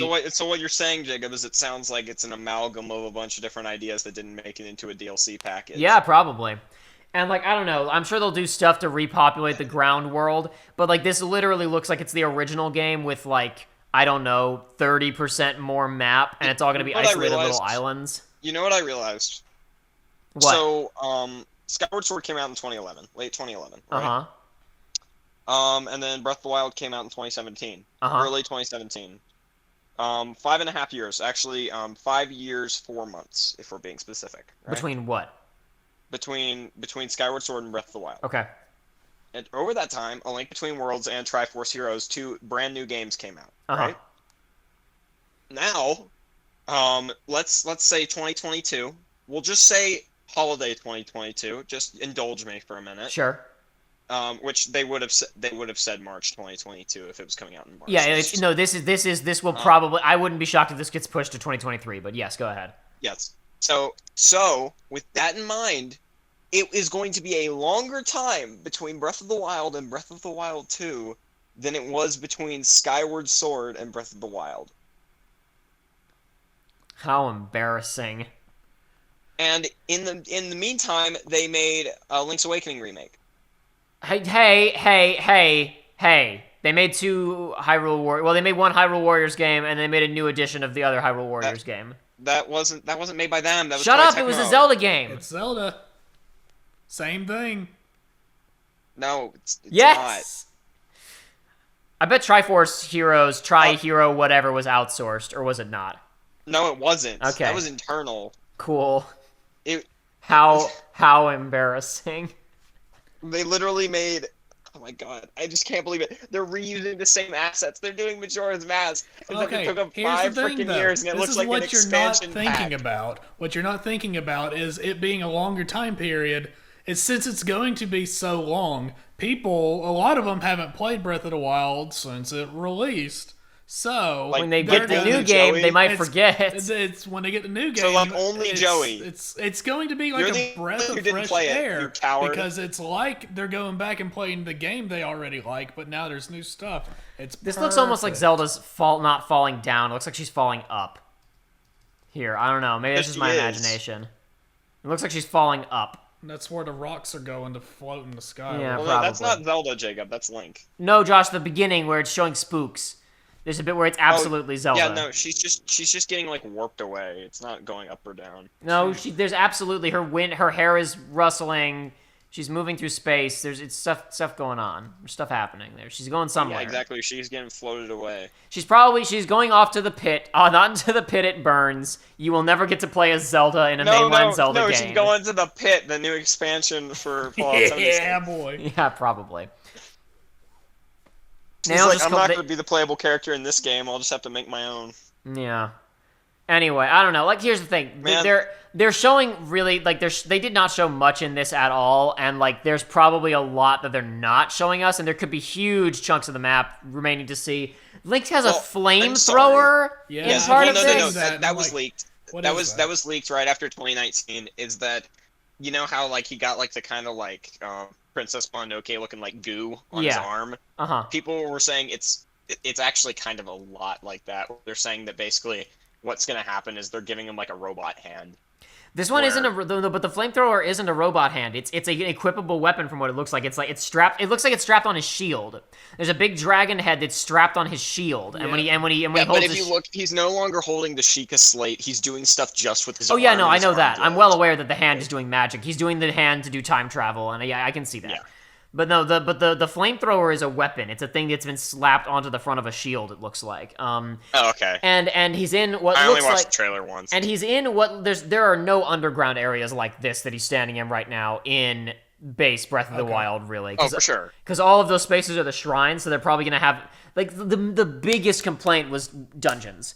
So probably all across Hyrule in the map you've already explored, there will be many new caves that have cracked open and like, oh, you can go find a dungeon in here. But the problem is... Especially with the first trailer that existed, if it was like... I was about to reference Skyrim as a positive. Never mind. Do it. Do it. Okay, there. We're good.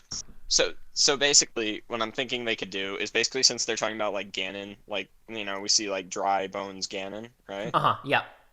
So I'm thinking like what they do is they like they split open, and in the past there's been like, you know, split it wide like, you know, open. there's been like cultists and crap who like, you know, worship Ganon and resurrect him and shit. That's been a thing since Zelda 2. Yeah. So I wouldn't be surprised if it was like each dungeon was like, you know, just they made a different like cultist guy. Have you seen the clip from the beginning of from Castlevania Season 4, where Trevor and the other lady kill some guy who's trying to do a human sacrifice in a church, and she starts reading the glyphs, and it's like, this is a resurrection ritual to revive someone specific, and he's like, oh god, don't tell me. And she's like, it's Dracula. And he's like, why would anybody do that? Would you do that? Pointing at like the human sacrifices who are still alive. Why would anyone want to do that? I'll get Netflix for a month and watch that show at some point. Apparently the last season wasn't, so it was a little bit rushed, but whatever. That's too bad. That's fine.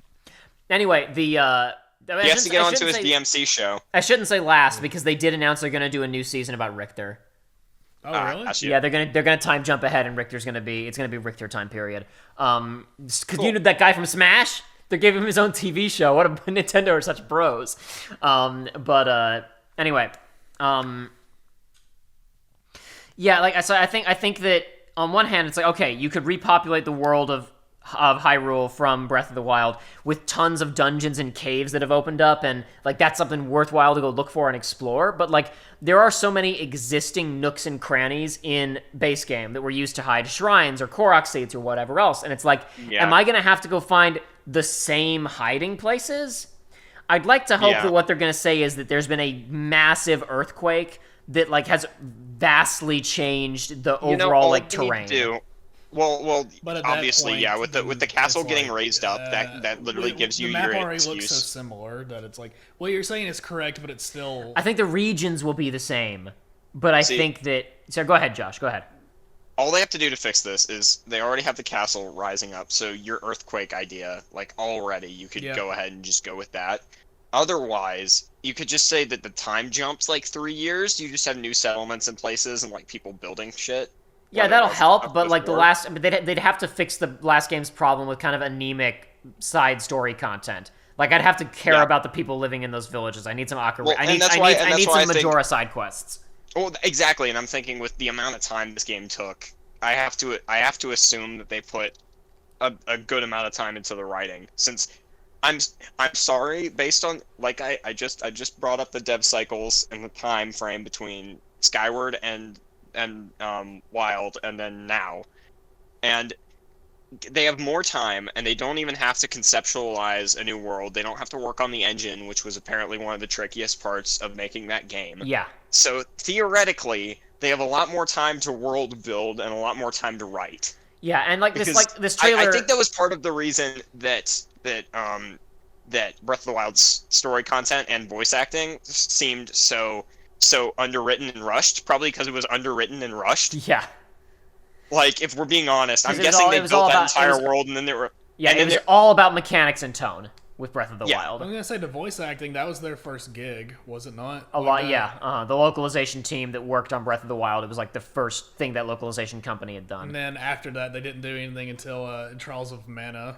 the voice acting for it. Oh, Yeah, did they that's do funny. that? That's Yeah, it was fantastic. Hilarious. Just a treat. I didn't know that. That's great. Wiles of mana. Twiles of Mal. Twiles of Manoir. Anyway, I'm sure someone has done like this shot here. Like I'm sure someone has gone in and like done a direct comparison of the topography.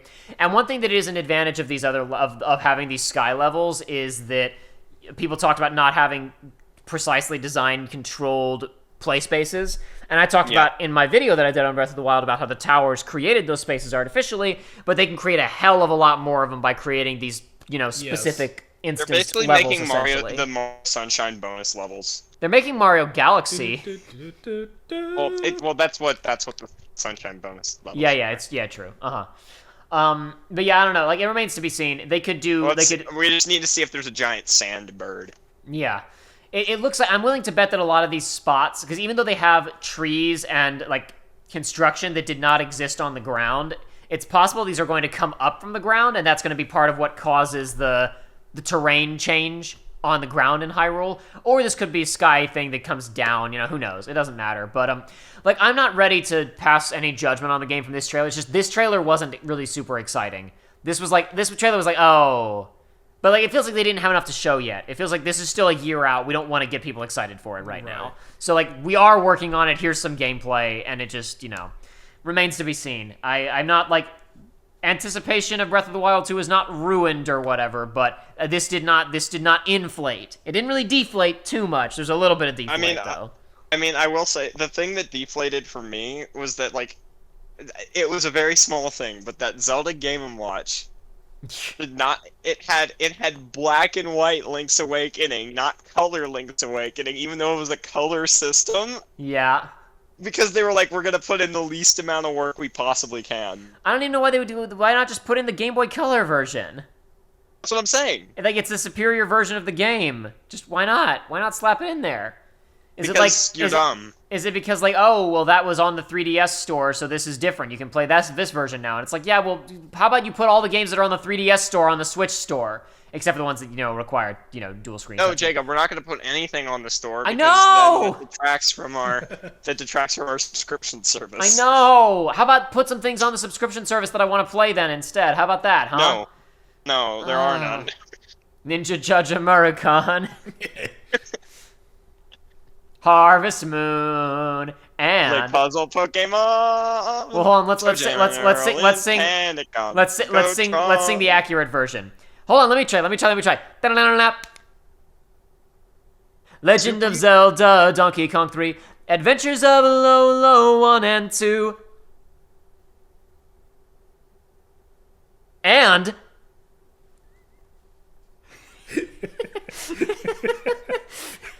Oh dear. Fantastic. It's just so sad. It felt like that. It's sad that in whatever it's retrospect, called the on Switch SNES feels like Classic such was an- actually a good It value. feels like such an afterthought. Yeah, both of you guys just made good points. I don't know if I'll be able to, like Joshua said, in retrospect, the SNES Classic seems like such a good value, and Joey said that the place feels like such an afterthought, the whole current service and the games that they're putting on it. It's a sad state of affairs. Point at one point where they were like getting people hyped for the Switch. It's like For the reason to get the online subscription is because you'll get access to the games. yeah, you get access to all 12. Legit, they had it there as like basically like a last ditch thing of if this system is selling really poorly, we'll make it into a freaking retro games machine. Just do it anyway. You don't even have take the subscription thing back and add a shop. We want to enable piracy. I've been wanting to in either write a script or do something regarding this.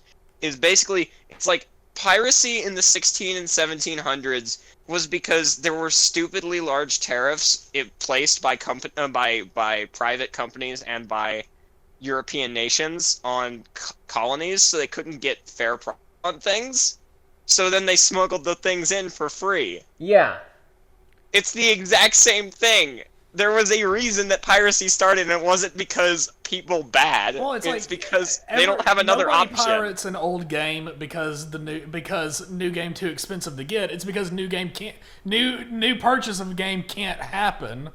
Well, no, it's also in some cases that it's too expensive. Freaking Fine. Skyward Sword's gonna be $60. It is, but I'm talking about like the straight up emulation things. Because my whole thing about the Switch is like, give us dadgummit, give us like like GameCube games, give us DS games, give us just ones where it's like the older ones that we don't have easy access to. Nintendo's like, no, don't emulate those games. But what choice do you have? I'm not gonna pay $900 for something online. No, you should go get the one of 3 copies of Path of Radiance that exists in the U.S. Exactly. Dude, my roommate last semester actually had a copy of Path of Radiance. Did you take it from him? He didn't bring it with him. He just has it back Darn. home. Lucky bastard. There's like 5 of those.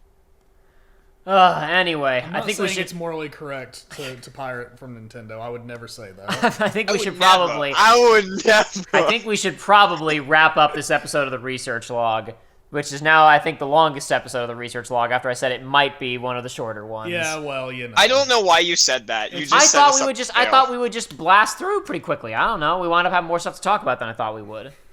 It's because we are gamers, and this is an event for gamers. This is This is gamer, gamer Christmas. Christmas. Yeah, but exactly.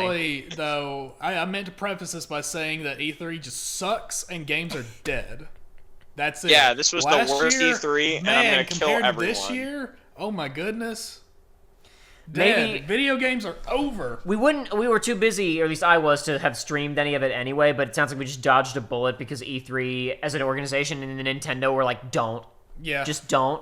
Hopefully, Sony will be chill and I will be free and we can do whatever Sony event happens a month from now. And God, I hope it does. And hopefully it is 30 minutes to 45 minutes. Yes, And not 2 hours, not 2 Dude, that was the big godforsaken thing about the hours. Xbox One. That was the big thing about the Xbox One. It was just so long. Yeah, The Capcom event sucked because they showed 4 things, but it was only like 20 minutes. you can guess- get over it quick. I guess to briefly mention Capcom, like it was, they just showed everything that they already showed, and there was no new information other than them. There was an RE8. It was literally a. They were like, we're having DLC for it. It was literally just a blank screen with text that said, "We heard your request. We are making DLC for Resident Evil 8." That was the only announcement. It. Yeah. And then Really? they announced like some crossover stuff with. See, I heard that with Capcom was Monster acid, Hunter so I just crossed didn't even watch itself it. with Monster Hunter. They basically, I mean, they announced like you just said, like kind of DLC thing. The mainly, Josh, it was just them talking about here are our upcoming products. They didn't announce much. It was just kind of like a reminder. You And know? then- they had eyeballs. Let's talk about the stuff we have coming out And soon. then FGC, baby, the fighting game community, esports. Oh yeah.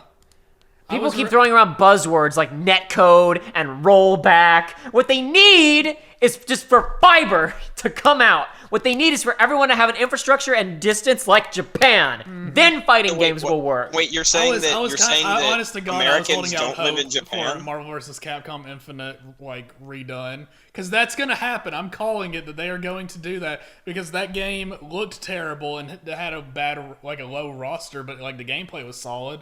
But it's like just gone from everything. So I was like, just take the gameplay, add some new, add the DLC characters for free, add a bunch of new characters, and make the game not look Ultimate good. Edition. Yeah, Chun-Li Ultimate a Edition. nightmare face. That's all it takes. Not have a nightmare face, exactly. Too much work, Joey. Also, to be fair, Disney would have to sign off on it, and maybe Disney was like, oh, that game was a piece of crap. You know what? I guarantee you, there was somebody inside Disney and someone at Capcom who had to work really, really hard to convince an executive who doesn't know what a Capcom is to please let us do another Marvel vs. Capcom.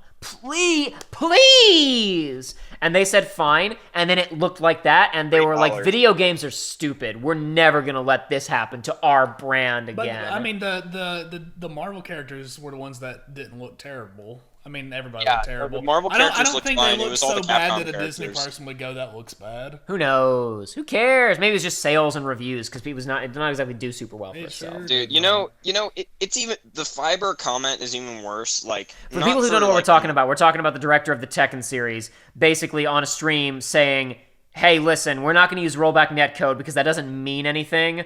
People keep throwing around these buzzwords, but they don't understand anything. There are no solutions to make online gameplay better. We struggled with this for like 2 decades, but now there's a really good fiber infrastructure in Japan, and now online gameplay works. So really, we just need to wait for other countries to catch up. And it's like you live in a country the size of California. Not that California is small, but like, oh man, you can't. That's not even a joke. It is technically smaller than California. It's absurd. And meanwhile, Daisuke Ishiwatari over at Guilty Gear is like, okay, yeah, we've heard you. We're gonna mess with it. Okay, here's a beta. Oh, it sucks. Okay, no, we're making it better now. And also, it's like and Strive came out, and apparently the lobbies are broken, but the actual playing week, somebody feels fine. Like and the thing is, like, American internet is honestly not that bad. The real FU is to like Australians and Canadians. Yeah. Honestly.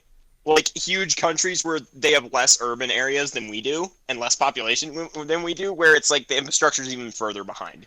Obviously, there's some areas in Canada and Australia that are fine, but I'm just saying it's like, it's even more tone deaf when you think of places like that, not just America. But even then, like the only places that have infrastructure like that are Japan and Europe, and that's it. And even if America was covered in fiber from toe to tip, like if you're in New York and the other guy's in California, you're still not going to get ideal performance just because you both have fiber. Like, yeah, that's literally. And what if you're playing somebody from another country? What if I'm an American and I'm playing somebody in Australia? If only there was a back-end solution that made the gameplay experience better during online play.